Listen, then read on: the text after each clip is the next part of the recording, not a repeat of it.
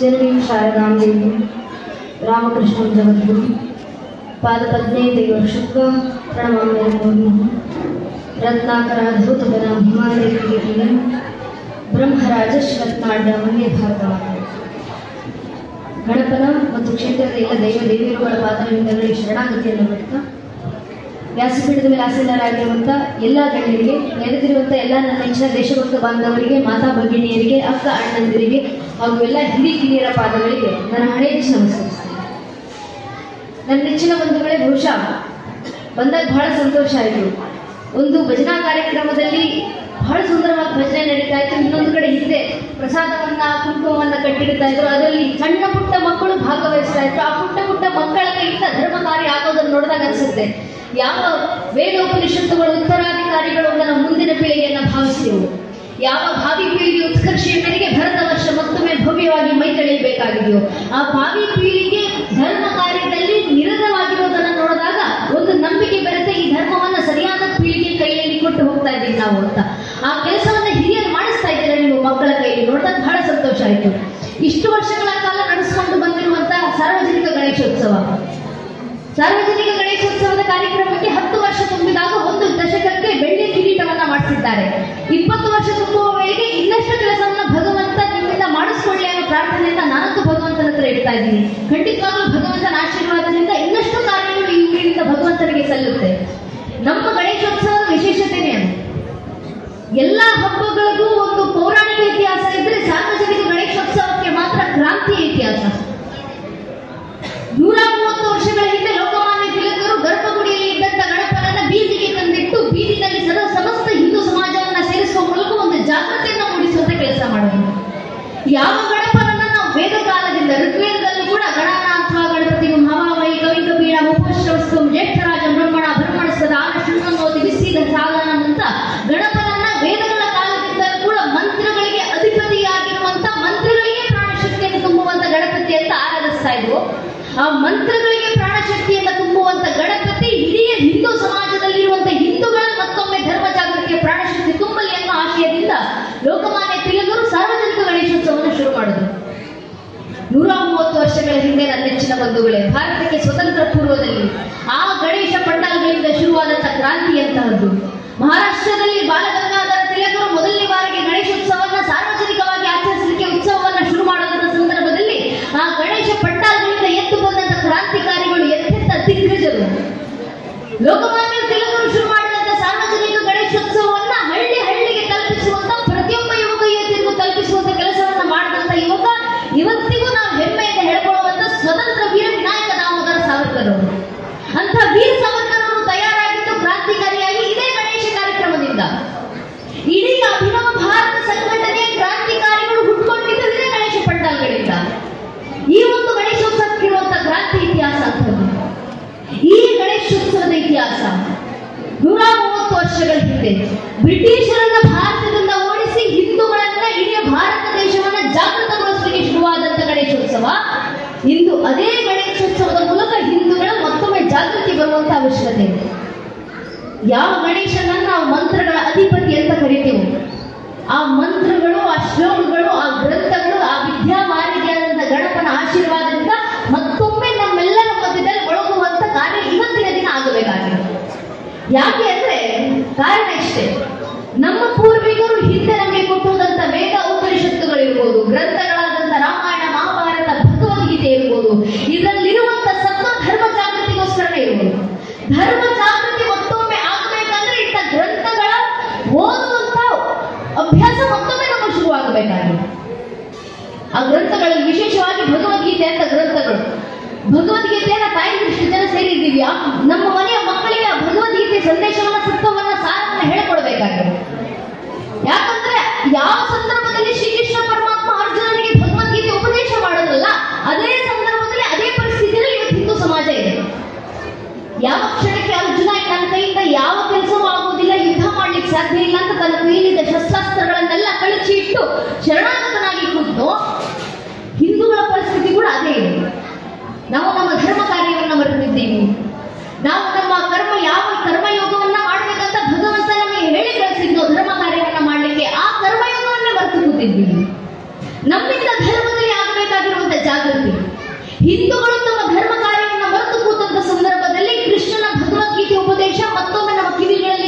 ಬೇಕಾಗಿದೆ.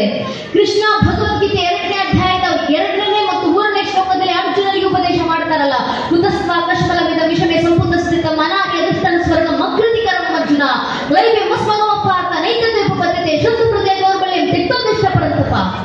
ಅರ್ಜುನ, ಈಗ ನಿನ್ನ ಧರ್ಮ ಕಾರ್ಯವನ್ನು ಮರೆತು ಸುಮ್ಮನಾಗಿ ಕೂರುವುದಲ್ಲಪ್ಪ. ನಿನ್ನ ಧರ್ಮ ರಕ್ಷಣೆಗಂತ ನಿನಗೆ ಶಸ್ತ್ರಾಸ್ತ್ರಗಳನ್ನು ಕೊಟ್ಟಿದ್ದೀನಿ. ಆ ಶಸ್ತ್ರಾಸ್ತ್ರಗಳನ್ನು ಉಪಯೋಗಿಸಿ ಧರ್ಮ ರಕ್ಷಣೆಯನ್ನ ಮಾಡು. ಅಕಸ್ಮಾತ್ ನೀನೀಗ ಧರ್ಮ ಕಾರ್ಯವನ್ನು ಮರೆತು ಕೂತ್ರೆ ಅದು ನಿನ್ನ ಪೂರ್ವಿಕರಿಗೆ ನೀನು ಮಾಡುವಂತ ಅವಮಾನ. ಅಕೃತಿ ತರಬೇಡ ನಿನ್ನ ಪೂರ್ವಿಕರಿಗೆ, ಧರ್ಮ ರಕ್ಷಣೆಗೆ ಸಿದ್ಧ ಆಗುವಂತ ಧರ್ಮ ಕಾರ್ಯದ ಜ್ಞಾನವನ್ನ ಯಾವಾಗ ಕೃಷ್ಣ ಅರ್ಜುನನಿಗೆ ಕೊಟ್ಟರು, ಅದೇ ಗೀತಾಚಾರ್ಯ ಕೃಷ್ಣನ ಸಂದೇಶ ಮತ್ತೊಮ್ಮೆ ನಾವು ನೆನಪಿಸ್ಕೊಳ್ಬೇಕಾಗಿದೆ. ಈ ಸಂದರ್ಭದಲ್ಲಿ ಅದರಲ್ಲೂ ಏನಕ್ಕೆ ಹಿಂದೂಗಳು ಜಾಗೃತರಾಗಬೇಕು, ಏನಕ್ಕೆ ಹಿಂದೂ ಸಮಾಜ ಜಾಗೃತವಾಗಬೇಕಂದ್ರೆ, ನಾವೇ ನೋಡ್ತಾ ಇದ್ದೀವಿ ಇಡೀ ಸಮಾಜದಲ್ಲಿ, ಇಡೀ ದೇಶದಲ್ಲಿ ಎಂತೆಂಥ ಘಟನೆಗಳು ಘಟಿಸ್ತಾ ಇದ್ದಾವೆ. ಹಿಂದೂಗಳ ವಿರುದ್ಧವಾದಂತ ಎಷ್ಟೆಲ್ಲ ಸಮಾಜಘಾತಕ ಕೃತ್ಯಗಳು ನಮ್ಮ ದೇಶದಲ್ಲಿ ನಡೀತಾ ಇದೆ. ನಮ್ಮ ದೇಶದಲ್ಲಿ ಮಾತ್ರ ಅಲ್ಲ ನನ್ನ ನೆಚ್ಚಿನ ಬಂಧುಗಳೇ, ಹಿಂದೂಗಳ ವಿರುದ್ಧವಾದಂತ ಎಂಥ ಕಾರ್ಯಗಳು ನಡೀತಾ ಇದ್ದಾವೆ ಅನ್ನೋದಕ್ಕೆ ಬಹಳ ಹಿಂದಿನ ಉದಾಹರಣೆ ಬೇಕಾಗಿಲ್ಲ. ನಮ್ಮ ಕಣ್ಣು ಮುಂದೆ ಒಂದು ಉದಾಹರಣೆ ನಡೀತಾ ಇದೆ. ಕಳೆದ 1-2 ವಾರಗಳಿಂದ ಬಾಂಗ್ಲಾದೇಶದಲ್ಲಿರುವಂತಹ ಹಿಂದೂಗಳ ಪರಿಸ್ಥಿತಿ ಏನಾಗಿದೆ ಯೋಚನೆ ಮಾಡಿ ನೋಡಿ. ಕಳೆದ 1-2 ವಾರಗಳಿಂದ ಹಿಂದೂಗಳ ಮನೆಯನ್ನು ಹುಡುಕಿ ಹುಡುಕಿ ಹಿಂದೂಗಳ ಮನೆ ಮೇಲೆ ಕಲ್ಲು ತೂರಾಟ ಮಾಡಲಾಗ್ತಾ ಇದೆ. ಬಾಂಗ್ಲಾದಲ್ಲಿ ಹಿಂದೂಗಳ ಮನೆಗೆ ಬೆಂಕಿ ಇಡಲಾಗ್ತಾ ಇದೆ. ಹಿಂದೂಗಳನ್ನ ಮನೆಯಿಂದ ಹೊರಗೆ ಎಳೆದು ತಂದು ಬೀದಿ ಬದಿಯಲ್ಲಿ ನಿಲ್ಲಿಸಿ ಹಿಂದೂಗಳನ್ನ ಬೀದಿಯ ಮಧ್ಯದಲ್ಲಿ ಹೊಡೆಯಲಾಗ್ತಾ ಇದೆ. ಯಾಕಿಂತ ಪರಿಸ್ಥಿತಿ ಬಂತು ಬಾಂಗ್ಲಾದೇಶದ ಹಿಂದೂಗಳಿಗೆ? ಕಾರಣ ಇಷ್ಟೇ, ಜಾಗೃತಿಯ ಕೊರತೆ. ಅಲ್ಲಿನ ಹಿಂದೂಗಳು ಜಾಗೃತಿಯನ್ನ ಮರೆತರು, ಸಂಘಟಿತ ಭಾವವನ್ನು ಮರೆತರು, ಪರಿಣಾಮ ಈಗ ಅನುಭವಿಸುತ್ತಿದ್ದಾರೆ. ಆ ಬಾಂಗ್ಲಾದಲ್ಲಿ ಮಾತ್ರ ಅಲ್ಲ, ಇದೇ ರೀತಿಯ ಘಟನೆ 3.5 ದಶಕಗಳ ಹಿಂದೆ, 35 ವರ್ಷಗಳ ಹಿಂದೆ ಕಾಶ್ಮೀರದಲ್ಲೂ ನಡೆದಿತ್ತು. ಕಾಶ್ಮೀರದಲ್ಲಿರುವಂತಹ ಹಿಂದೂಗಳ ನರಮೇಧಗಳಾಯಿತು. ಕಾಶ್ಮೀರದಲ್ಲಿ ಹಿಂದೂಗಳನ್ನ ಓಡಿಸಲಾಯಿತು. ಕಾಶ್ಮೀರ ಸ್ಟೇಟ್ ಇನ್ ಟರ್ಬುಲೆನ್ಸ್ ಅನ್ನೋ ಒಂದು ಪುಸ್ತಕ ಇದೆ. ಆ ಪುಸ್ತಕದಲ್ಲಿ ಲೇಖಕರು ಉಲ್ಲೇಖ ಮಾಡ್ತಾರೆ, ಕಾಶ್ಮೀರದಲ್ಲಿ 35 ವರ್ಷಗಳ ಹಿಂದೆ ಘೋಷಣೆ ಕೊಡಲಾಗುತ್ತೆ ಮತಾಂತರದಿಂದ. ಎಂತ ಘೋಷಣೆ? ಹಿಂದೂಗಳೇ ನಿಮ್ಮ ಹೆಣ್ಣು ಮಕ್ಕಳನ್ನ ಕಾಶ್ಮೀರದಲ್ಲೇ ಬಿಟ್ಟು ನೀವು ಕಾಶ್ಮೀರ ಬಿಟ್ಟು ತೊಲಗಿ. ಅಲ್ಲಿ ಹಿಂದೂಗಳ ನರಮೇಧಗಳಾದವು, ಹಿಂದೂಗಳನ್ನ ಓಡಿಸಲಾಯಿತು. ಅಲ್ಲಿಂದ ತಪ್ಪಿಸ್ಕೊಂಡು ಬಂದರು ಹಿಂದೂಗಳು. ಅಲ್ಲಿಂದ ಬಂದಂತ ಹಿಂದೂಗಳು ಇವತ್ತಿಗೂ ನಮ್ಮದೇ ದೇಶದ ದೆಹಲಿಯ ರಾಜಬೀದಿಗಳಲ್ಲಿ ಅಕ್ಷರಶಃ ನಿರಾಶ್ರಿತರಾಗಿ ಓಡಾಡ್ತಿದ್ದಾರೆ. ಇದು 1-2 ಘಟನೆಗಳಲ್ಲ ನನ್ನ ನೆಚ್ಚಿನ ಬಂಧುಗಳೇ. ಬಹುಶಃ ಕೇರಳದಲ್ಲಿದ್ದೀವಿ ನಾವು. ಕೇರಳದಲ್ಲಿ ಪರಿಸ್ಥಿತಿ ಹೇಳುವ ಅವಶ್ಯಕತೆನೇ ಇಲ್ಲ. ಇಲ್ಲಿ ಗಲಭೆಗಳಾಗಬೇಕು ಅನ್ನೋ ಅವಶ್ಯಕತೆ ಇಲ್ಲ. ಹಿಂದೂ ಒಬ್ಬ ಕೈಲಿ ಸಂಘ ರಕ್ಷಣೆ ಕಟ್ಕೊಂಡು ಓಡಾಡ್ತಿದ್ದಾನೆ ಅಂದ್ರೆ ಕೈ ಮಾಡಿ ತೋರಿಸ್ತಾರೆ, ಸಂಗಿ ಬಂದ ನೋಡು ಅಂತ.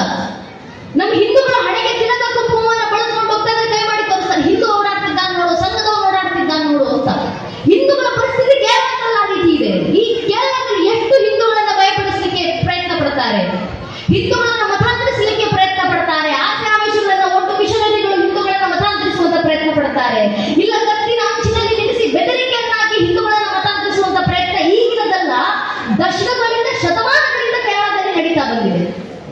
ಎಲ್ಲಾ ರೀತಿಯಲ್ಲೂ ಕೇರಳದಲ್ಲಿರುವಂತಹ ಹಿಂದೂಗಳನ್ನ ಭಯಪಡಿಸುವಂತ ಕೆಲಸಗಳಾಗಿದೆ, ಹಿಂದೂಗಳನ್ನ ಮತಾಂತರಿಸುವಂತ ಕೆಲಸ ಆಗಿದೆ, ಹಿಂದೂಗಳ ದೇವಸ್ಥಾನವನ್ನ ನಿರ್ನಾಮ ಮಾಡುವಂತ ಕೆಲಸಗಳಾಗಿದೆ, ಹಿಂದೂಗಳ ಮನೆಗಳನ್ನು ಒಡೆಯುವಂತ ಕೆಲಸ ಆಗಿದೆ. ಆದ್ರೆ ಕೇರಳಕ್ಕೆ ಬಂದಾಗ ಹೆಮ್ಮೆ ಆಗುವಂತ ವಿಚಾರವೇ ಅದು ನನ್ನ ನೆಚ್ಚಿನ ಬಂಧುಗಳೇ. ಇಷ್ಟೆಲ್ಲ ಬಯಬಿಡಿಸುವಂತ ಕೆಲಸಗಳನ್ನ ಸಮಾಜದ ಅನೇಕರು ಮಾಡ್ತಿದ್ದಾಗಲೂ ಕೇರಳದಲ್ಲಿ ನೋಡಿದಾಗ ಖುಷಿ ಆಗುತ್ತೆ. ಇಲ್ಲಿಗೆ ಅನೇಕ ಅನ್ಯಮತೀಯರು ದೊಡ್ಡ ದೊಡ್ಡ ಮನೆಗಳನ್ನ ಕಟ್ಕೊಂಡಿರ್ತಾರೆ. ಬೇರೆ ಕಡೆಯಿಂದ ಬರುವಂತ ಹಣ, ಬೇರೆ ದೇಶದಿಂದಲೇ ಬರುವಂತ ಹಣ, ಆ ಹಣದಿಂದ ದೊಡ್ಡ ದೊಡ್ಡ ಬಂಗಲೆಗಳನ್ನ, ದೊಡ್ಡ ದೊಡ್ಡ ಮನೆಗಳನ್ನ ಕಟ್ಕೊಂಡಿರ್ತಾರೆ. ಆ ದೊಡ್ಡ ದೊಡ್ಡ ಅನ್ಯಮತೀಯರ ಮನೆಗಳ ಮಧ್ಯದಲ್ಲಿ ಒಬ್ಬ ಹಿಂದುವಿನ ಸಣ್ಣ ಪುಟ್ಟ ಮನೆ ಇದ್ದು ಕೂಡ ಆ ಪುಟ್ಟ ಮನೆಯಲ್ಲಿರುವಂತಹ ಒಬ್ಬ ಹಿಂದೂ ಆ ಮನೆಯಲ್ಲಿ ಭಗವಂತ ಜನ ಹಾಕಿ ನಿಂತಿರ್ತಾನೆ. ಆ ಹಿಂದೂದಲ್ಲಿರ್ತಕ್ಕಂಥ ಸ್ವಾಭಿಮಾನ ಅಂತ ಇದೆ. ನಿಮ್ಮನ್ನ ಎಷ್ಟು ಜನ ಹೆದರಿಸುವಂತ ಪ್ರಯತ್ನ ಪಟ್ಟರು. ಕೇರಳದ ಹಿಂದೂಗಳನ್ನ ನೋಡಿದಾಗ ಅದನ್ನೇ ಅನಿಸೋದು. ಹೆದರಿಸುವವರು ಹಲವರು, ಹೆದರುವವರು ಕೆಲವರು, ಆದರೆ ಹೆದರಿಕೆಯನ್ನು ಎದುರಿಸಿ ನಿಲ್ಲುವವರು ಇದ್ದಾರಲ್ಲ, ಅಂತ ಹಿಂದೂಗಳು ಕೇರಳದಲ್ಲಿ ಬದುಕಿದ್ದೀರಾ. ನೀವು ಹೆಮ್ಮೆ ಪಡಬೇಕು.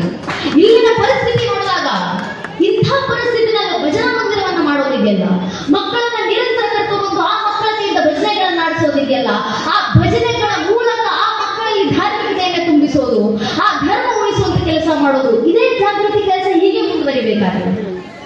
ಯಾಕೆ ಈ ಜಾಗೃತಿ ನಮಗೆ ಅವಶ್ಯಕತೆ ಇದೆ ಅಂದ್ರೆ, ಈಗಾಗಲೇ ಹಿಂದೂಗಳು ಅಕಸ್ಮಾತ್ ನಾವೇನಾದ್ರು ಒಂದು ಕ್ಷಣ ಹಿಂದೂಗಳು ಧರ್ಮಾದೇಶ ಕಟ್ಕೊಂಡು ನನಗೇನಾಗಬೇಕು, ಭಜನಾ ಮಂದಿರಗಳಿಗೆ ಬಂದು ನನಗೇನಾಗಬೇಕು, ಮಠ ಮಂದಿರಗಳಿಗೆ ಭೇಟಿ ಕೊಟ್ಟು ನನಗೇನಾಗಬೇಕು, ನನ್ನ ಮನ್ನ ನಾನು ಆರಾಮಾಗಿದ್ದೀನಲ್ಲ, ಸಂಘ ಕಾರ್ಯ ಮಾಡ್ಕೊಂಡು ನನಗೇನಾಗಬೇಕಾಗಿದೆ, ನನಗೇನ್ ಲಾಭ ಅನ್ನೋ ಯೋಚನೆ ಹಿಂದೂಗಳಲ್ಲಿ ಅಕಸ್ಮಾತ್ ಬಂದ್ರೆ ಒಂದು ಕ್ಷಣನಾದ್ರು ದೇಶ ಧರ್ಮ ಕಟ್ಕೊಂಡು ನನಗೇನಾಗಬೇಕು, ನನ್ನ ಮನ್ನ ನಾನು ಸುಖವಾಗಿದ್ದೀವಿ, ನನ್ನ ಮಕ್ಕಳು ಸುಖವಾಗಿದ್ದಾರೆ, ಅಷ್ಟು ಸಾಕಲ್ಲ ಅನ್ನೋ ಸ್ವಾರ್ಥ ಭಾವ, ಅಥವಾ ಇನ್ನೆಲ್ಲೂ ಹಿಂದೂಗಳ ಮನೆ ಮೇಲೆ ದಾಳಿ ಆಗಿದ್ದನ್ನು ನಿರಂತರ ನೋಡಿದ ನಂತರ ದಾಳಿ ಆಗ್ತಾ ಇರೋದು ಯಾವುದೋ ಬಾಂಗ್ಲಾದೇಶದಲ್ಲಿ ದಾಳಿ ಆಗಿದ್ದು, ಯಾವುದೋ ಕಾಶ್ಮೀರದಲ್ಲಿ ದಾಳಿ ಆಗ್ತಾ ಇರೋದು, ಇನ್ಯಾವುದೋ ಜಿಲ್ಲೆಯಲ್ಲಿ, ನನ್ನ ಮನೆ ಏನೂ ಆಗಿಲ್ಲವಲ್ಲ ಅಂತ ನಿರ್ಲಕ್ಷ್ಯತನ ಹಿಂದೂಗಳು ತೋರಿಸಿದ್ರೆ, ನಿರ್ಲಕ್ಷ್ಯತನ ಮತ್ತು ಹಿಂದೂಗಳ ಸ್ವಾರ್ಥ ಭಾವನೆಯಿಂದ ಈಗಾಗಲೇ ಅನೇಕ ಪೆಟ್ಟುಗಳನ್ನು ಹಿಂದೂ ಸಮಾಜ ತಿಂದಿದೆ.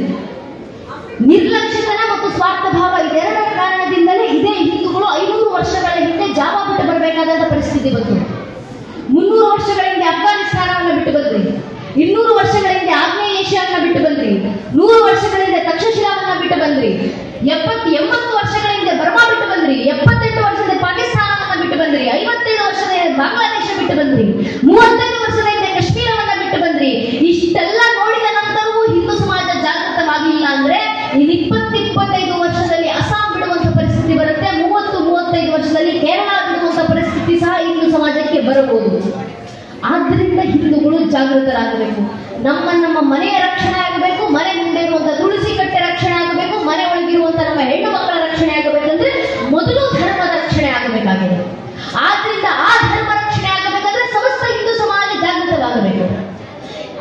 ಅದರಲ್ಲೂ ಈ ಪರಿಸ್ಥಿತಿನಲ್ಲಿ ಯಾಕೆ ಜಾಗೃತವಾಗಬೇಕು ಅಂದ್ರೆ ನಮ್ಮದೇ ದೇಶದಲ್ಲಿ ಹಿಂದೂ ಸಮಾಜದ ಪರಿಸ್ಥಿತಿ ಯಾವ ಮಟ್ಟಕ್ಕೆ ಬಂದಿದೆ ಅಂದ್ರೆ ನನ್ನ ಹೆಚ್ಚಿನ ಬಂಧುಗಳೇ, ಇಷ್ಟು ವರ್ಷ ನಾವೇನು ಹಿಡ್ಕೊಂಡು ತಿರುಗಾಡ್ತಾ ಇದ್ದೀವಿ, ಬಹುಸಂಖ್ಯಾತರಿದ್ದೀವಿ ಹಿಂದೂಗಳು, ನಮ್ಮ ಹಿಂದೂಗಳ ಸಂಖ್ಯೆ ಹೆಚ್ಚಿದೆ ಅಂತ ನೆನಪಿರ್ಲಿ ನನ್ನ ಹೆಚ್ಚಿನ ಬಂಧುಗಳೇ. ನಮ್ಮದೇ ಭಾರತ ದೇಶದ 9 ರಾಜ್ಯಗಳಲ್ಲಿ ಹಿಂದೂಗಳು ಅಲ್ಪಸಂಖ್ಯಾತರಾಗಿದ್ದೀವಿ. 9 ರಾಜ್ಯಗಳು. ಆ 9 ರಾಜ್ಯದ ಅನೇಕ ರಾಜ್ಯಗಳಲ್ಲಿ 3%ಗಿಂತ ಕೆಳಗಿದ್ದೀವಿ ಹಿಂದೂಗಳು. 3% ಸಹ ಇಲ್ಲ. ಹೀಗೆ ಆಗ್ತಾ ಹೋದ್ರೆ ಮುಂದೆ ಧರ್ಮ ರಕ್ಷಣೆ ಆಗೋದು ಹೇಗೆ? ನಮ್ಮ ಮನೆಗಳ ರಕ್ಷಣೆ, ಹಿಂದೂ ಸಮಾಜದ ರಕ್ಷಣೆ, ನಮ್ಮ ಮಠಮಂದಿರಗಳ ರಕ್ಷಣೆ ಆಗೋದು ಹೇಗೆ? ಈಗಲಾದ್ರೂ ಹಿಂದೂಗಳು ಜಾಗೃತರಾಗಬೇಕು, ಧರ್ಮ ರಕ್ಷಣೆ ಆಗಬೇಕು. ಜಾಗೃತರಾಗೋದಂದ್ರೇನು? ಜಾಗೃತರಾಗಿ ಸಂಘಟಿತರಾಗೋದು ಹಿಡಿಯ ಹಿಂದೂ ಸಮಾಜ.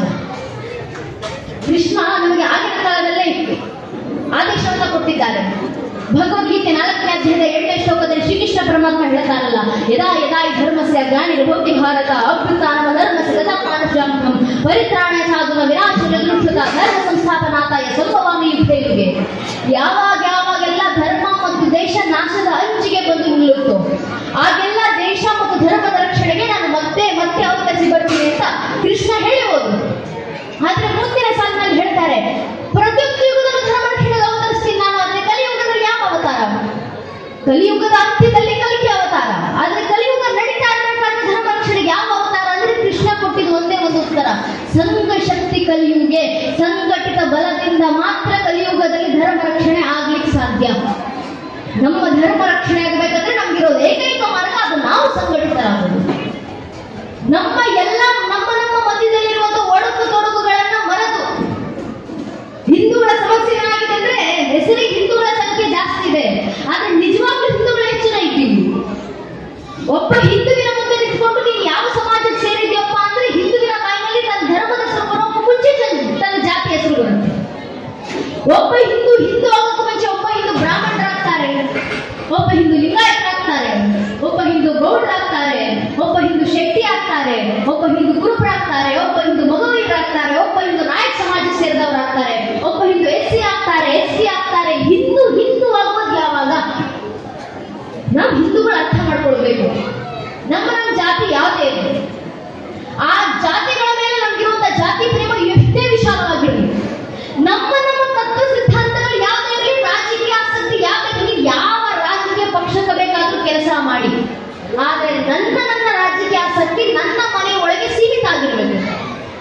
ನನ್ನ ತತ್ವ ಸಿದ್ಧಾಂತಗಳು ಯಾರ ಪರವಾಗಿದ್ರು ಕೂಡ ಅದು ನನ್ನ ಮನೆ ಒಳಗೆ ಸೀಮಿತ ಆಗಿರ್ಬೇಕು.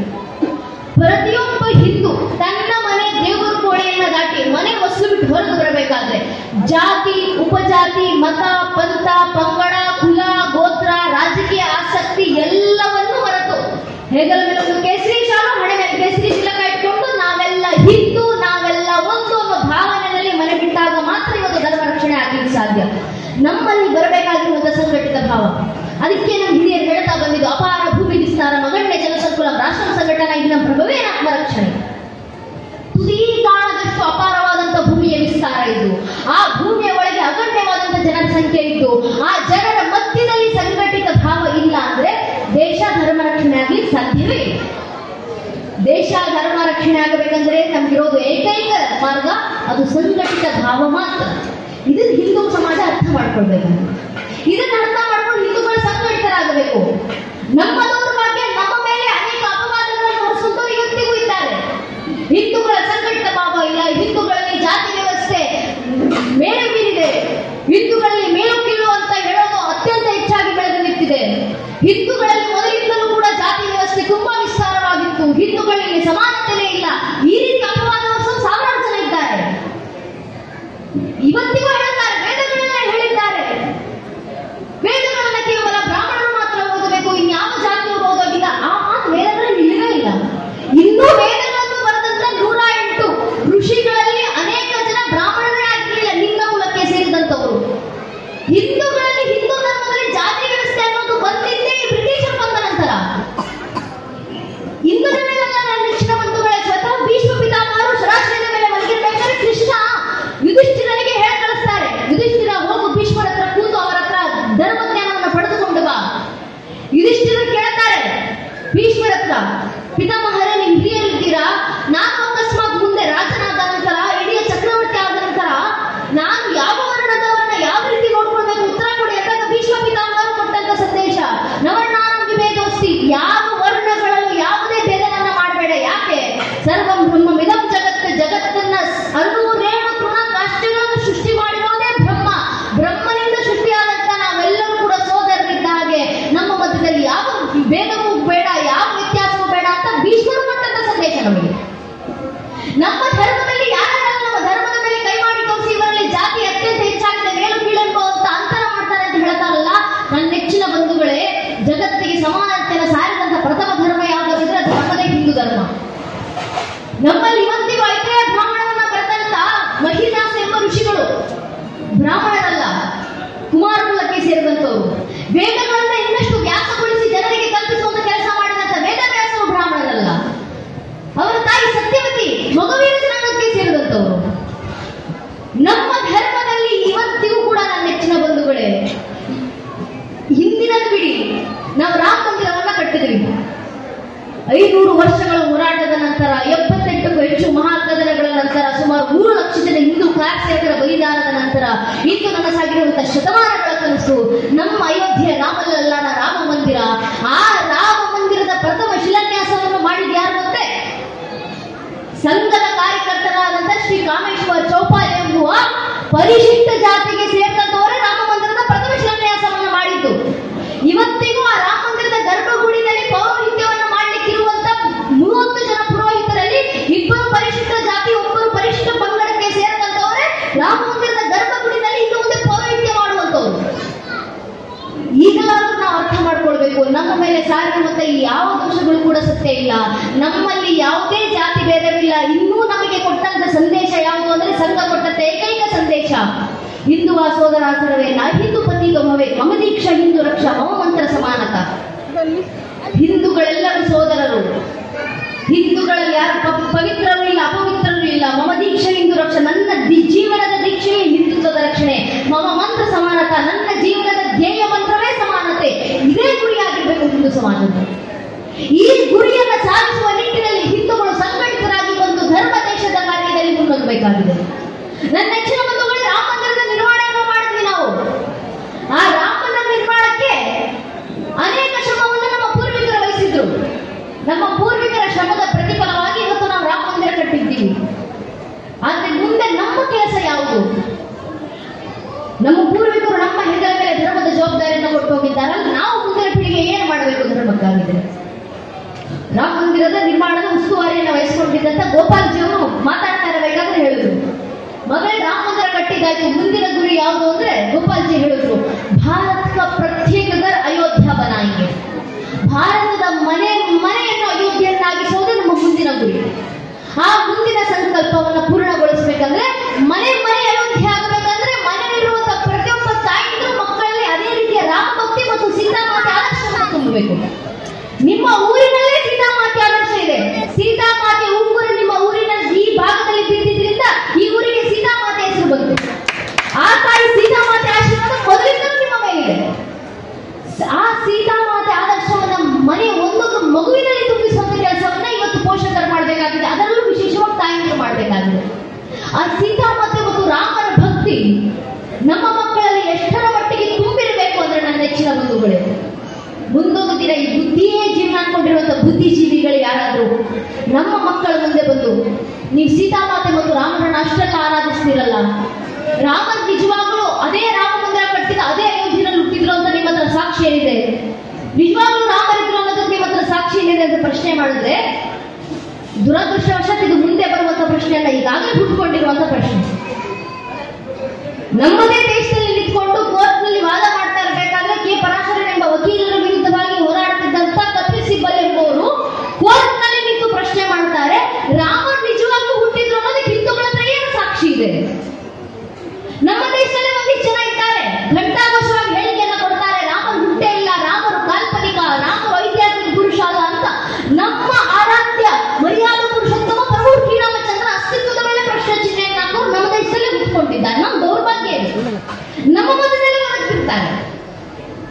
ಇಂಥ ಪ್ರಶ್ನೆ ಮುಂದೆ ನಮ್ಮ ಮನೆ ಬಾಗಿಲಿಗೆ ಅಕಸ್ಮಾತ್ ಬಂದ್ರೆ ನಮ್ಮ ಮಕ್ಕಳ ಮುಂದೆ ನಿಂತು ಯಾರಾದ್ರೂ ನಿನ್ನ ರಾಮ ಹುಟ್ಟಿದ್ರು ಅನ್ನೋದಕ್ಕೆ ನನ್ನ ಹತ್ರ ಏನ್ ಸಾಕ್ಷಿ ಇದೆ ಅಂತ ಕೇಳಿದ್ರೆ ನಮ್ಮ ಹಿಂದೂ ಮನೆಯ ಒಂದೊಂದು ಮಗು ಕೂಡ ಎದೆ ಉಪ್ಪಿಸ್ಕೊಂಡು ಎದೆ ತಟ್ಕೊಂಡು ಹೇಳ್ಕೊಳ್ಬೇಕು, ಕೇವಲ ರಾಮರ ಅಲ್ಲ, ಇಡೀ ರಾಮರ ವಂಶ ವೃಕ್ಷದ ಅಸ್ತಿತ್ವಕ್ಕೆ ನಾನು ನಿಮ್ಗೆ ಸಾಕ್ಷಿ ಕೊಡಬಲ್ಲೆ.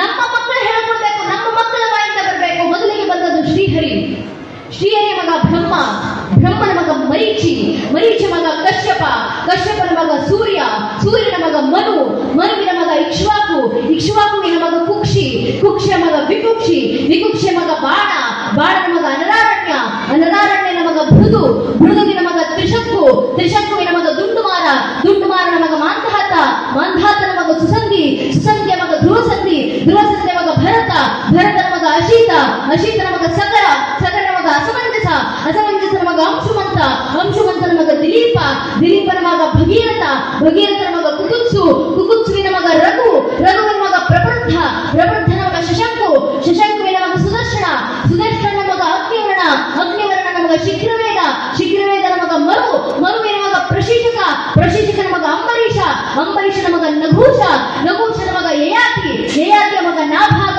ನಾಭಾಗನ ಮಗ ಅಜ, ಅಜನ ಮಗ ದಶರಥ, ದಶರಥನ ಮಗನೇ ರಘುವಂಶದ ರಾಘವ ಪ್ರಭು ಶ್ರೀರಾಮಚಂದ್ರ ಅಂತ ಹೇಳುವ ಮಟ್ಟಕ್ಕೆ ನಮ್ಮ ಒಂದೊಂದು ಹಿಂದೂ ಮನೆಯ ಒಂದೊಂದು ಮಗು ತಯಾರಾದ್ರೆ ಸಾಕು. ನನ್ನ ನೆಚ್ಚಿನ ಬಂಧುಗಳು, ಇಷ್ಟು ಜಾಗೃತಿ ಬಂದ್ರೆ ಸಾಕು.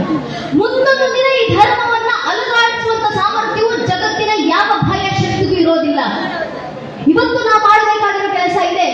ಅಂಥ ರಾಮರ ಭಕ್ತಿ, ಅಂಥ ಸೀತಾಮಾತೆ ಭಕ್ತಿ ನಮ್ಮ ಮಕ್ಕಳಲ್ಲಿ ಬರಬೇಕು. ಆ ಕೆಲಸ ಯಾರಿಂದ ಆಗುತ್ತೆ? ನಮ್ಮ ಮನೆಯಲ್ಲಿರುವಂತ ತಾಯಿಂದಿರನ್ನ ಬಿಟ್ರೆ ಯಾರಿಂದಲೂ ಆ ಕೆಲಸ ಆಗ್ಲಿಕ್ಕೆ ಸಾಧ್ಯವೇ ಇಲ್ಲ. ತಾಯಿಂದಿರೇ ಯಾಕೆ ಕೆಲಸ ಮಾಡಬೇಕು ಅಂದ್ರೆ ಒಬ್ಬೊಬ್ಬ ತಾಯಿಯಲ್ಲಿರ್ತಕ್ಕಂಥ ಸಾಮರ್ಥ್ಯ ಆಗ್ತದೆ. ಮನುಸ್ಮೃತಿನ ಬರೀತಾರಲ್ಲ, ಉಪಾಧ್ಯಾಯ ದಶಾಚಾರ್ಯ ಆಚಾರ್ಯ ಶಗಂಬಿತ ಸಹಸ್ರತು ಪಿತರ ಮಾತಗೋವಿರನೆ ತಿರಿಚ್ಛತೆ. 10 ಜನ ಆಚಾರ್ಯರಿಗೆ ಒಬ್ಬ ಉಪಾಧ್ಯಾಯ ಸಮ, ಅಂತ 100 ಜನ ಉಪಾಧ್ಯಾಯರಿಗೆ ಒಬ್ಬ ತಂದೆ ಸಮ, ಆದ್ರೆ ಅಂತ 1000 ಜನ ತಂದೆಯಂದರಿಗೆ ಒಬ್ಬ ತಾಯಿ ಸಮ ಅಂತ ಮನುಸ್ಮೃತಿನಲ್ಲಿ ಮನು ಬರುದ್ರು. ಒಬ್ಬೊಬ್ಬ ತಾಯಿ ಇರ್ತಕ್ಕಂಥ ಸಾಮರ್ಥ್ಯ. ಅದಕ್ಕೆ ಹೇಳೋದು ನನ್ನ ನೆಚ್ಚಿನ ಬಂಧುಗಳೇ, ಮನೆಯಲ್ಲಿ ರಾಮ ಹುಟ್ಟು ಬರಬೇಕಂದ್ರೆ ಮನೆಯಲ್ಲಿರುವಂತ ಒಬ್ಬೊಬ್ಬ ತಾಯಿ ಕೌಶಲ್ಯ ಆದಾಗ ಮಾತ್ರ ಅದು ಸಾಧ್ಯ ಆಗುವುದು. ಮನೆಯಲ್ಲಿ ಛತ್ರಪತಿ ಶಿವಾಜಿ ಮಹಾರಾಜ್ ಹುಟ್ಟು ಬರಬೇಕಂದ್ರೆ ಮನೆಯಲ್ಲಿರುವಂತ ಒಬ್ಬೊಬ್ಬ ತಾಯಿ ಜಿಜಾಬಾಯಿ ಆದಾಗ ಮಾತ್ರ ಅದು ಸಾಧ್ಯ ಆಗುವುದು. ತಾಯಿಯಿಂದಲೇ ಧರ್ಮ ರಕ್ಷಣೆ ಆಗುವುದು ಅಂತ ಕೃಷ್ಣನ ಉದಾಹರಣೆ ಕೊಟ್ಟಿದ್ದಾರೆ. ಇಡೀ ಮಹಾಭಾರತ ಯುದ್ಧ ಮುಗಿದ ನಂತರ ತನ್ನ 10 ಜನ ಮಕ್ಕಳನ್ನ ಕಳ್ಕೊಂಡಿದ್ದಂತ ಗಾಂಧಾರಿ ತಾಯಿ ಕಣ್ಣೀರಿಡ್ತಾ ಬಂದು ಕೃಷ್ಣನ ಮುಂದೆ ಕೂತ್ಕೊಂತಾರೆ. ಅದೇ ಸಮಯಕ್ಕೆ ಯುದ್ಧ ಗೆದ್ದು ಬಂದಂತ ಪಾಂಡವರ ತಾಯಿ ಮಕ್ಕಳೊಂದಿಗೆ ಬಂದು ಗಾಂಧಾರಿ ತಾಯಿ ಎದುರುಗಡೆ ಕೂತ್ಕೊಂತಾರೆ. ಮಧ್ಯದಲ್ಲಿ ಶ್ರೀಕೃಷ್ಣ ಪರಮಾತ್ಮ ನಿಂತಿದ್ದಾರೆ. ಈಗ ಗಾಂಧಾರಿ ತಾಯಿ ಮಕ್ಕಳನ್ನ ಕಳ್ಕೊಂಡಂತ ದುಃಖದಲ್ಲಿ, ಯುದ್ಧ ಸೋತಂತ ಕೋಪದಲ್ಲಿ ಕಣ್ಣೀರಿಡ್ತಾ ಮುಷ್ಟಿಗೆ ಹಿಡಿದು ಗಟ್ಟಿದ್ದೇನೆ ಕೃಷ್ಣನಿಗೆ ಪ್ರಶ್ನೆ ಮಾಡ್ತಾರೆ. ಕೃಷ್ಣ ಹೇಳು, ನನಗೆ ಯಾಕಿಂತ ಅನ್ಯಾಯ ಮಾಡಿದ್ರು? ಕೃಷ್ಣನಿಗೆ ಅರ್ಥ ಆಗೋದಿಲ್ಲ. ತಕ್ಷಣ ಗಾಂಧಾರಿ ತಾಯಿ ಉತ್ತರ ಕೊಡ್ತಾರೆ, ಇಲ್ಲಪ್ಪ, ಜಗತ್ತಿನ ನನ್ನ ಸುಳ್ಳುಗಾರ ಅಂತ ಕರಿಬಹುದು, ಜಗತ್ತಿನ ನನ್ನ ಮೋಸಗಾರ ಅಂತ ಕರಿಬಹುದು, ಜಗತ್ತಿನ ನನ್ನ ಮಾಯಗಾರ ಅಂತ ಕರಿಬಹುದು, ನನಗೆ ಮಾತ್ರ ಸ್ಪಷ್ಟವಾಗಿ ಗೊತ್ತು ನೀನೇ ಇದ್ದು ಅಂತ. ಈಗ ನನಗ್ಯಾಕಿಂತ ಅನ್ಯಾಯ ಮಾಡಿದೆ? ನಾನೇ ನಿನ್ ಕಲ್ಲು ಮಣದಲ್ಲಿ ಪೂಜೆ ಮಾಡಿದ್ನ,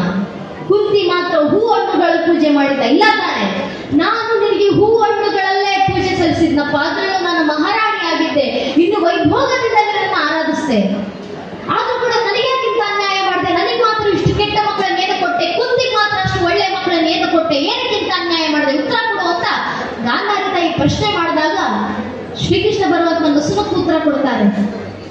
ಅಮ್ಮ ಗಾಂಧಾರಿ ತಾಯಿ, ಆಗಲಿಂದ ನಾನಿಂದ ಅನ್ಯಾಯ ಮಾಡಿದೆ ಅಂತ ಹೇಳ್ತಿದ್ದೆಲ್ಲಮ್ಮ, ನೀನೇ ಯೋಚನೆ ಮಾಡು. ನಿನ್ನ ಮಕ್ಕಳೆಲ್ಲ ಕುಂತಿಯ ಮಕ್ಕಳಲ್ಲಿ ಇದ್ದ ವ್ಯತ್ಯಾಸ ಏನು? ಬಹಳ ವ್ಯತ್ಯಾಸ ಇರಲಿಲ್ಲ. ನಿಮ್ಮಿಬ್ಬರ ಮಕ್ಕಳು ಒಂದೇ ವಂಶಕ್ಕೆ ಸೇರಿದವರೇ.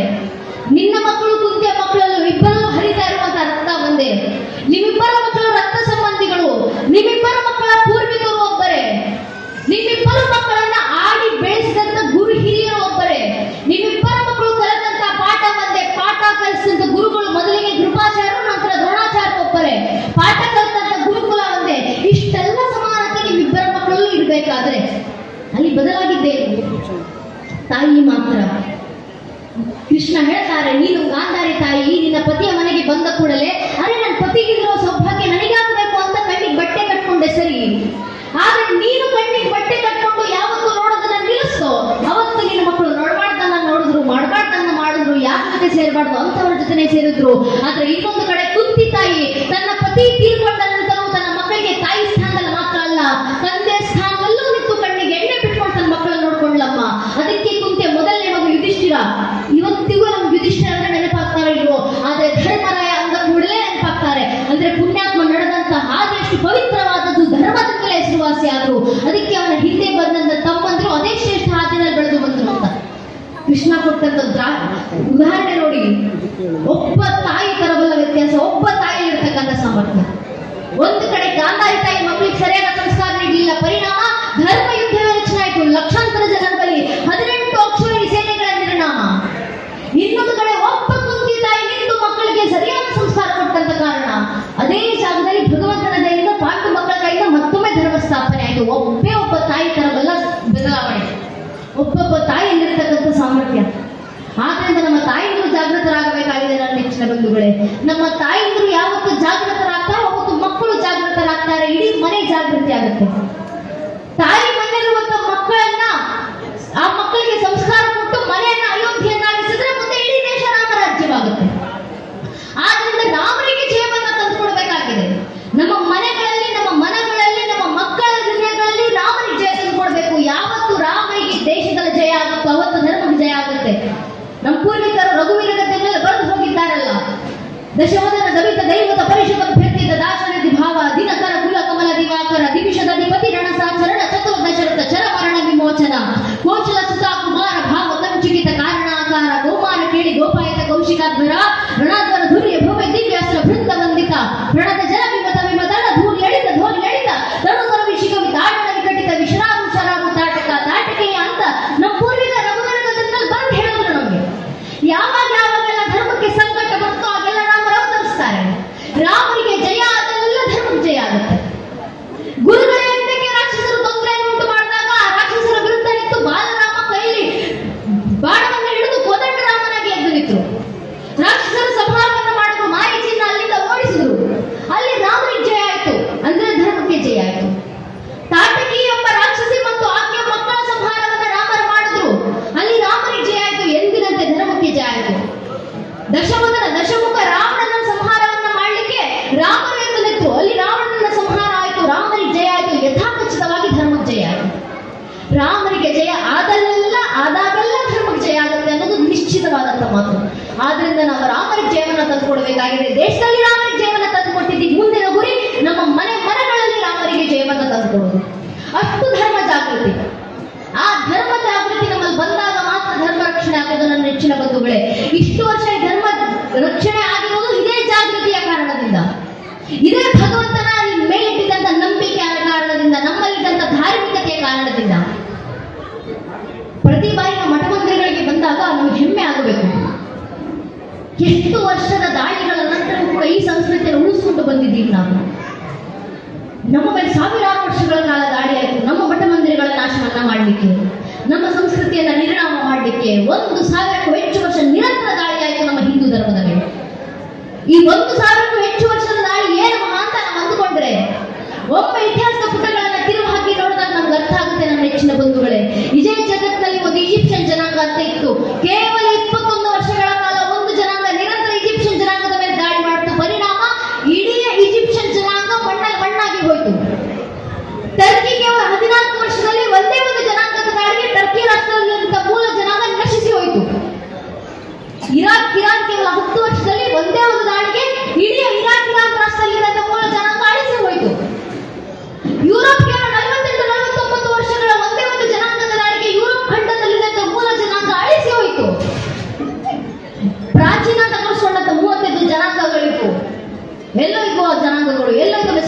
ಜನಾಂಗ, ಎಲ್ಲೋಯ್ತು ಬ್ಯಾಬಿಲೋನಿಯನ್ ಜನಾಂಗ, ಎಲ್ಲೋಯ್ತು ಜಗತ್ತಿನಲ್ಲಿ ಪಿರಮಿಡ್ಗಳನ್ನು ಕಟ್ಟಿಸಿ ಮೆರೆದಂತ ಈಜಿಪ್ಷಿಯನ್ ಜನಾಂಗ, ಎಲ್ಲೋಯ್ತು ಜಗತ್ತಿಗೆ ಜ್ಞಾನವನ್ನ ಹರಡಿಸಿದಂತ ಜಗತ್ತನ್ನ ಆಳ್ಲಿಕ್ಕೆ ಬಂದಂತ ಗ್ರೀಕ್ ಜನಾಂಗ, ಎಲ್ಲೋಯ್ತು ಜಗತ್ತಿಗೆ ಭಾಷಾಶಾಸ್ತ್ರವನ್ನ ಕಳಿಸಿಕೊಟ್ಟಂತ ಪರ್ಷಿಯನ್ ಜನಾಂಗ.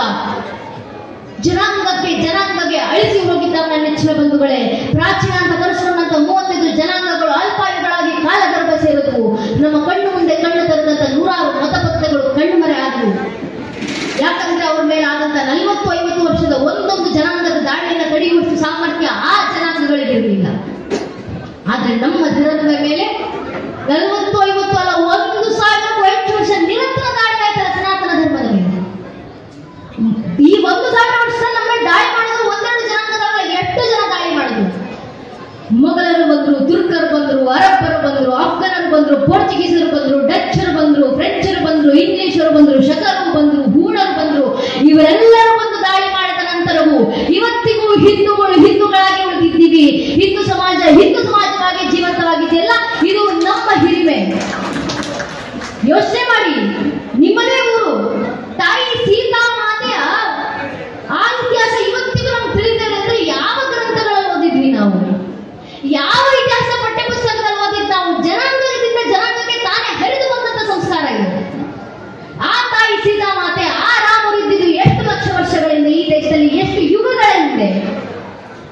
ಆ ತ್ರೇತಾಯುಗದಲ್ಲಿ ರಾಮರ ಸೀತಾ ಮಾತೆ ಆದರ್ಶ ಇವತ್ತಿಗೂ ಈ ಊರಿನ ಮಣ್ಣಿನ ಕಣದಲ್ಲೂ ತುಂಬಿದೆ.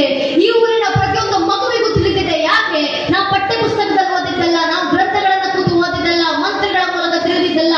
ಒಂದು ಪೀಳಿಗೆ ಇನ್ನೊಂದು ಪೀಳಿಗೆಗೆ ತಾನೇ ಹರಿದು ಬಂದಂತ ಸಂಸ್ಕೃತಿ ಇದು. ಅದಕ್ಕೆ ಕೃಷ್ಣ ಹೇಳೋದು, ಈ ಸಂಸ್ಕೃತಿ ನಾಶ ಮಾಡಲಿಕ್ಕೆ ಯಾರಿಂದಲೂ ಸಾಧ್ಯ ಇಲ್ಲ. ಈ ಸಂಸ್ಕೃತಿ, ಈ ಪರಂಪರೆ ನಮಗೆ ಗೊತ್ತೋ ಗೊತ್ತಿಲ್ಲದೆಯೋ ಪೀಳಿಗೆಯಿಂದ ಪೀಳಿಗೆಗೆ, ತಲೆಮಾರಿನಿಂದ ತಲೆಮಾರಿಗೆ, ಜನಾಂಗದಿಂದ ಜನಾಂಗಕ್ಕೆ ನಿರಂತರ ಹರಿದು ಬರ್ತಾ ಇದೆ. ಈ ಸಂಸ್ಕೃತಿ ಇದೇ ರೀತಿ ಮುಂದುವರಿಯುತ್ತೆ. ಈ ಸಂಸ್ಕೃತಿಯನ್ನು ನಾಶ ಮಾಡಲಿಕ್ಕೆ ಯಾರಿಂದಲೂ ಸಾಧ್ಯ ಇಲ್ಲ. ಯಾಕೆ? ಸ್ವತಃ ಕೃಷ್ಣನೇ ಹೇಳಿರುವಂತ ಮಾತಿದು. ಕೃಷ್ಣ ಭಗವದ್ಗೀತೆಯಲ್ಲಿ ಹೇಳ್ತಾರಲ್ಲ, ಈ ಧರ್ಮದ ರಕ್ಷಣೆಗೆ ಕೃಷ್ಣನ ಕುರಿತಾಗಿ ಅರ್ಜುನ ಹೇಳುವಂತ ಮಾತು, ತ್ವಮೇವ ಸನಾತನ ಧರ್ಮ ಗುಪ್ತ, ಸನಾತನ ಧರ್ಮದ ಶಾಶ್ವತ ರಕ್ಷಕ ಅಂತ ಯಾರಾದ್ರೆ ಅದು ನೀನೇ ಭಗವಂತ, ನೀನೇ ಧರ್ಮವನ್ನ ಕಾಪಾಡಬೇಕು. ಇದನ್ನೇ ಕೃಷ್ಣ ಕೂಡ ಹೇಳಿದ್ದು ಭಗವದ್ಗೀತೆಯಲ್ಲಿ. ಕೌಂತೆಯ ಪ್ರತಿಜಾನಿ ರವಯುಕ್ತ ಪ್ರಣಶ್ಯತಿ. O son of Kunti, declare bold that devotees of my never perish. ಕುಂತ್ಯ ಪುತ್ರ ಅರ್ಜುನ, ಜಗತ್ತಿನ ಮುಂದೆ ಘಂಟಾಘೋಷವಾಗಿ ಸಾರಿಬಿಡು, ಈ ಸನಾತನಿ ಹಿಂದೂಗಳು ಎಂದಿಗೂ ನಾಶ ಆಗೋದಿಲ್ಲ. ಭಗವಂತನೇ ಕೊಟ್ಟಿರುವಂತ ಮಾತು. ಈ ಮಾತನ್ನು ಹೇಳಿ ನಾವು ಅರ್ಥ ಮಾಡ್ಕೊಳ್ಬೇಕು. ಸಾಮಾನ್ಯರಲ್ಲ, ಸ್ವತಃ ಭಗವಂತ. ನೀವು ಬೇರೆ ಬೇರೆ ಮತಪಂಥಗಳನ್ನು ನೋಡಿ. ಆ ಮತಪಂಥಗಳಲ್ಲಿ ಅವ್ರು ಹೇಳ್ತಾರೆ, ನಾನು ಭಗವಂತನ ಸಂತಾನ, ಭಗವಂತನ ಮಗ. ಇನ್ನೊಂದು ಮತಪಂಥಗಳಲ್ಲಿ ಹೇಳ್ತಾರೆ, ನಾನು ಭಗವಂತನ ಸಂದೇಶವನ್ನು ತಂದಿರುವವರು. ಆದ್ರೆ ನಮ್ಮ ಧರ್ಮದಲ್ಲಿ ಮಾತ್ರ ಭಗವದ್ಗೀತೆಯಲ್ಲಿ ಶ್ರೀಕೃಷ್ಣ ಪರಮಾತ್ಮ ಘಂಟಾಘೋಷವಾಗಿ ಸಾರಿದ್ದಾರೆ ಅರ್ಜುನನಿಗೆ, ಆತ್ಮಾತ್ಮ ಗುದಾಕೇಶ ಸರ್ವಭೂತ ಶೈಸ್ಥಿತ ಆದಿತ್ಯ ಮಧ್ಯಂಚ ಭೂತಾನ ಮಂತರೇವಚ. ಅರ್ಜುನ, ನಾನೇ ಆದಿ, ನಾನೇ ಅಂತ್ಯ, ನಾನೇ ಮಧ್ಯಮ, ನಾನೇ ಭೂತಕಾಲ, ನಾನೇ ಭವಿಷ್ಯತ್ ಕಾಲ, ನಾನೇ ಪ್ರಸ್ತುತ. ಜಗತ್ತಿನ ಪ್ರಕೃತಿಯ ಕಣ ಕಣ, ಅಣು ರೇಣು ತೃಣ ಕಾಷ್ಟಗಳಲ್ಲಿ ಇವತ್ತಿಗೂ ಜೀವಂತವಾಗಿರುವಂತ ಆತ್ಮ ನಾನೇ. ಆ ಆತ್ಮಗಳನ್ನ ನಿರ್ಗಣಿಸುವಂತ ಪರಮಾತ್ಮ ನಾನೇ ಅನ್ನೋದನ್ನ ಜಗತ್ತಿಗೆ ಸಾಗಿಬಿಡುವಂತ ನಾನೇ ಭಗವಂತ ಅಂತ ಹೇಳಿಕೊಂಡಂತ ಏಕೈಕ ಧರ್ಮ ಜಗತ್ತಿನಲ್ಲಿದ್ರೆ ಅದು ನಮ್ಮ ಸನಾತನ ಧರ್ಮದಲ್ಲಿ ಮಾತ್ರ. ಈ ಧರ್ಮದ ಶ್ರೇಷ್ಠತೆ, ನನ್ನ ನೆಚ್ಚಿನ ಬಂಧುಗಳೇ, ಕೃಷ್ಣ ನಮಗೆ ಮಾತು ಕೊಟ್ಟು ಹೋಗಿದ್ದಾರೆ. ಧರ್ಮದ ರಕ್ಷಣೆಗೆ ಭಗವಂತ ನಿಂತಿದ್ದಾನೆ. ಭಗವಂತ ಕೊಟ್ಟಂತ ಧ್ವಜ ಭಗವದ್ಧ್ವಜ, ಭಗವಂತ ಕೊಟ್ಟಂತ ಗೀತೆ ಭಗವದ್ಗೀತೆ. ಎರಡರ ರಕ್ಷಣೆಗೆ ಭಗವಂತನೇ ನಿಂತಿದ್ದಾರೆ. ಅದಕ್ಕೆ ಈ ಧರ್ಮದ ನಾಶ ಇವತ್ತಿಗೂ ಯಾರಿಂದಲೂ ಸಾಧ್ಯವಾಗಲಿಲ್ಲ. ಅದಕ್ಕೆ ಆ ಭಗವದ್ಧ್ವಜವನ್ನ ನೋಡಿದಾಗ, ಮಠಮಂದಿರಗಳಿಗೆ ಬಂದಾಗ, ಕೇಸರಿಯನ್ನ ಮೈ ಮೇಲೆ ಧರಿಸಿದಾಗ, ಕೇಸರಿಯ ತಿಲಕವನ್ನ ಹಣೆಗಿಟ್ಟಾಗ ನಮ್ಗೆ ಹೆಮ್ಮೆ ಆಗಬೇಕು. ಆ ಕೇಸರಿ ಅನ್ನೋದು ಕೇವಲ ಬಣ್ಣ ಅಲ್ಲ, ಹಣೆಗಿಡುವಂತ ಕುಂಕುಮ ಕಾಟಾಚಾರಕ್ಕಲ್ಲ, ಅದಕ್ಕೊಂದು ಇತಿಹಾಸ ಇದೆ. ನಮ್ಮ ಮೇಲಾದಂತಹ 1000 ವರ್ಷಗಳ ದಾಳಿಯ ನಂತರವೂ, ಅನೇಕ ಜನಾಂಗಗಳ ಮತಪಂಥಗಳ ಆಕ್ರಮಣಗಳ ನಂತರವೂ ಕೂಡ, ಅಸಂಖ್ಯ ಕಷ್ಟ ನಷ್ಟಗಳ ನಡುವೆಯೂ ಇವತ್ತಿಗೂ ತಲೆ ಎತ್ತಿ ನಿಂತಿರುವಂತ, ಮೃತ್ಯುವನ್ನು ಮಣಿಸಿರುವಂತ ಮೃತ್ಯುಂಜಯ ಸನಾತನ ಧರ್ಮದ ಕ್ಷತ್ರಿಯ ಪರಂಪರೆ ಸಂಕೇತ ಭಗವದ್ಧ್ವಜ ಹಣೆಗಿಡುವಂತ ತಿಲಕ. ಸ್ವಾಭಿಮಾನ ಇರಬೇಕು ನಮ್ಗೆ. ಹಣೆ ಮೇಲೆ ತಿಲಕ ಇಟ್ಟಾಗ, ಕೇಸರಿಯನ್ನ ಕಣ್ಣು ಮುಂದೆ ನೋಡಿದಾಗ. ಈ ಧರ್ಮದ ರಕ್ಷಣೆ, ಯಾವ ಧರ್ಮದ ರಕ್ಷಣೆಗೋಸ್ಕರ ನಮ್ಮ ಪೂರ್ವಿಕರು ಇಡೀ ಜೀವನವನ್ನು ಸಮರ್ಪಿಸಿಬಿಟ್ರು, ಆ ಧರ್ಮದ ಹೊಣೆಗಾರಿಕೆಯನ್ನು ಇವತ್ತು ನಮ್ಮ ಹೆಗಲಿಗೆ ಬಿಟ್ಟು ಹೋಗಿದ್ದಾರೆ. ಈ ಧರ್ಮವನ್ನು ಉಳಿಸಿಕೊಂಡು ಮುಂದಿನ ಪೀಳಿಗೆಗೆ ಕೊಡುವಂತ ಸಂಕಲ್ಪದ ಗುರಿ ನಾವು ತೊಡಬೇಕಾಗಿದೆ. ನಮ್ಮ ಗುರಿ ಅದೇ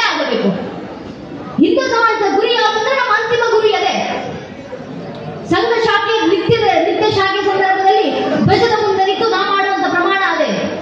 ಸಂಘ ಶ್ಲೋಕದ ಕೊನೆ ಸಾಲುಗಳು ಪರಮ ವೈಭವೋಪೇತ ಸ್ವರಾಷ್ಟ್ರಂ ಸಮರ್ಥ ಭವತ್ವಾಶಿ ಶಾಂತಿ ಪುರುಷಂ. ತಾಯಿ ಭಾರತಿಯನ್ನ ತನ್ನ ಪರಮ ವೈಭವದ ಅತ್ಯುನ್ನತ ಶಿಖರಕ್ಕೆ ಮುಟ್ಟಿಸೋದೇ ನಮ್ಮೆಲ್ಲರ ಅಂತಿಮ ಸಂಕಲ್ಪ. ಹಿಂದೂಗಳ ಸಂಕಲ್ಪ ಭಾವದಿಂದ ಭಗವಂತನ ಕೈಯಿಂದ ಆ ಸಂಕಲ್ಪ ಪೂರ್ಣಗೊಳ್ಳಿ ಅನ್ನೋದು ನಮ್ಮೆಲ್ಲರ ಅಂತಿಮ ಕನಸು. ಆ ಕನಸನ್ನ ಸಾಕಾರಗೊಳಿಸಲಿಕ್ಕೋಸ್ಕರ, ಅಂತಿಮ ಕನಸನ್ನು ತಲುಪಿಸಲಿಕ್ಕೋಸ್ಕರ ಇವತ್ತು ಹಿಂದೂಗಳು ಜಾಗೃತರಾಗಬೇಕು. ನಾವು ಹಿಂದೂಗಳಾಗಿ ಜಾಗೃತರಾಗಿ ಬಂದು ಧರ್ಮ ರಕ್ಷಣೆಗೋಸ್ಕರ ಯಾವ್ಯಾವ ಕೆಲಸ ಆಗುತ್ತೋ ಆ ಕೆಲಸವನ್ನು ಮಾಡೋಣ. ರಾಮ ಮಂದಿರ ಅಂತೂ ಕಟ್ಟಿದ್ದಾಯ್ತು, ಅಲ್ಲಿಗೆ ನಿಲ್ಲೋದಲ್ಲ ನನ್ನ ನೆಚ್ಚಿನ ಬಂಧುಗಳು. ಇನ್ನೂ ಕೆಲಸ ಬಾಕಿ ಇದೆ. ನಮ್ಮ ಹಿರಿಯರು ಅದಕ್ಕೆ ನಮಗೆ ಕರೆಯನ್ನ ಕೊಟ್ಟಿದ್ದು, ಅಯೋಧ್ಯ ಕವಿ ಜಾಕಿ ಹೇ, ಮಥುರಾ ಕಾಶಿ ಬಾಕಿ ಹೇ. ಅಯೋಧ್ಯೆಯನ್ನ ವಾಪಸ್ ತಗೊಂಡಿದ್ದೀವಿ, ಮುಂದೆ ಮಥುರಾ ಕೃಷ್ಣ ಜನ್ಮಭೂಮಿಯನ್ನು ವಾಪಸ್ ತಗೋತೀವಿ, ಕಾಶಿ ವಿಶ್ವನಾಥ ಮೂಲ ಮಂದಿರವನ್ನು ಸ್ಥಾಪನೆ ಮಾಡ್ತೀವಿ. ಇದೇ ಹಿಂದೂ ಸಮಾಜದ ಮುಂದಿನ ಸಂಕಲ್ಪ. ಆ ಸಂಕಲ್ಪವನ್ನ ಪೂರ್ಣಗೊಳಿಸುವವರೆಗೂ ಹಿಂದೂಗಳ ಕಾರ್ಯ ಭಗೀರಥನ ತಪಸ್ಸಿನಂತೆ ಇದೇ ರೀತಿ ಮುಂದುವರಿಬೇಕು. ಆ ಧರ್ಮ ಕಾರ್ಯದ ಮಂತ್ರಗಳಿಗೆ ಪ್ರಾಣ ಶಕ್ತಿಯನ್ನು ತುಂಬಿದಂತ ಗಣಪ ನಮ್ಮಲ್ಲಿ ಧರ್ಮದ ಪ್ರಚಂಡಾಜ್ಞೆಯನ್ನು ಮತ್ತೊಮ್ಮೆ ಮೂಡಿಸುವಂತ ಆಶೀರ್ವಾದ ಗಣಪನಿಂದಾಗಲಿ. ಆ ಗಣಪತಿ ನಮಗೆ ಆಶೀರ್ವಾದವನ್ನ ಮಾಡಲಿ. ಈ ಕೆಲಸವನ್ನ, ಈ ಜಾಗೃತಿ ಕೆಲಸದಲ್ಲಿ ನನ್ನ ನೆಚ್ಚಿನ ಬಂಧುಗಳೇ, ನಮ್ಮಿಂದ ಏನಾಗುತ್ತೋ ಆ ಕೆಲಸ, ಅದರಲ್ಲೂ ವಿಶೇಷವಾಗಿ ತಾಯಿಗಳು, ದಯವಿಟ್ಟು ನೀವು ಮಕ್ಕಳನ್ನು ಕೂರಿಸಿಕೊಂಡು ಭಜನೆಗಳನ್ನು ಆಡಿಸ್ತೀರಾ, ಈ ಕಾರ್ಯ ಹೀಗೆ ಮುಂದುವರಿಲಿ. ಆ ಭಜನೆಗಳನ್ನು ಹೇಳಿಸುವ ಮೂಲಕ ಮಕ್ಕಳಲ್ಲಿ ಜಾಗೃತಿಯನ್ನ ತರೋಣ. ಆ ಮಕ್ಕಳ ಬಾಯಿಂದ ಭಗವದ್ಗೀತೆ ಶ್ಲೋಕಗಳನ್ನು ಹೇಳಿಸುವ ಮೂಲಕ ಧರ್ಮದಲ್ಲಿ ಜಾಗೃತಿಯನ್ನ ತರೋಣ. ಈ ಕೆಲಸ ತಾಯಿಯಿಂದ ಬಿಟ್ಟರೆ ಇನ್ಯಾರಿಂದಲೂ ಆಗ್ಲಿಕ್ಕೆ ಸಾಧ್ಯ ಇಲ್ಲ. ತಾಯಿಯಿಂದಲೇ ಮಾಡ್ಬೇಕು ಈ ಕೆಲಸವನ್ನು. ಒಂದು ಮಗುವಿನ ಜೀವನದಲ್ಲಿ ತಾಯಿಯ ಪಾತ್ರ ಅಷ್ಟು ಘನವಾಗಿರೋದ್ರಿಂದಲೇ ನಾವು ಇವತ್ತಿಗೂ ಪ್ರತಿಯೊಂದು ಮಗುವನ್ನ ತಾಯಿಯಿಂದಲೇ ಗುರುತಿಸೋದು. ನೀವು ಯಾರ ಉದಾಹರಣೆಯನ್ನ ಬೇಕಾದ್ರೂ ತಗೊಳ್ಳಿ. ನಾವ್ ಇವತ್ತಿಗೂ ಭೀಷ್ಮರನ್ನ ನೆನಪಿಸ್ಕೊತೀವಿ, ಏನಂತ ಗಂಗಾಪುತ್ರ ಭೀಷ್ಮ ಅಂತ ನೆನಪಿಸ್ಕೊತೀವಿ. ಅರ್ಜುನನನ್ನ ನೆನಪಿಸ್ಕೊತೀವಿ, ಏನಂತ ಕುಂತಿ ಪುತ್ರ ಕೌಂತೆಯ ಅರ್ಜುನ ಅಂತ ನೆನಪಿಸ್ಕೊತೀವಿ.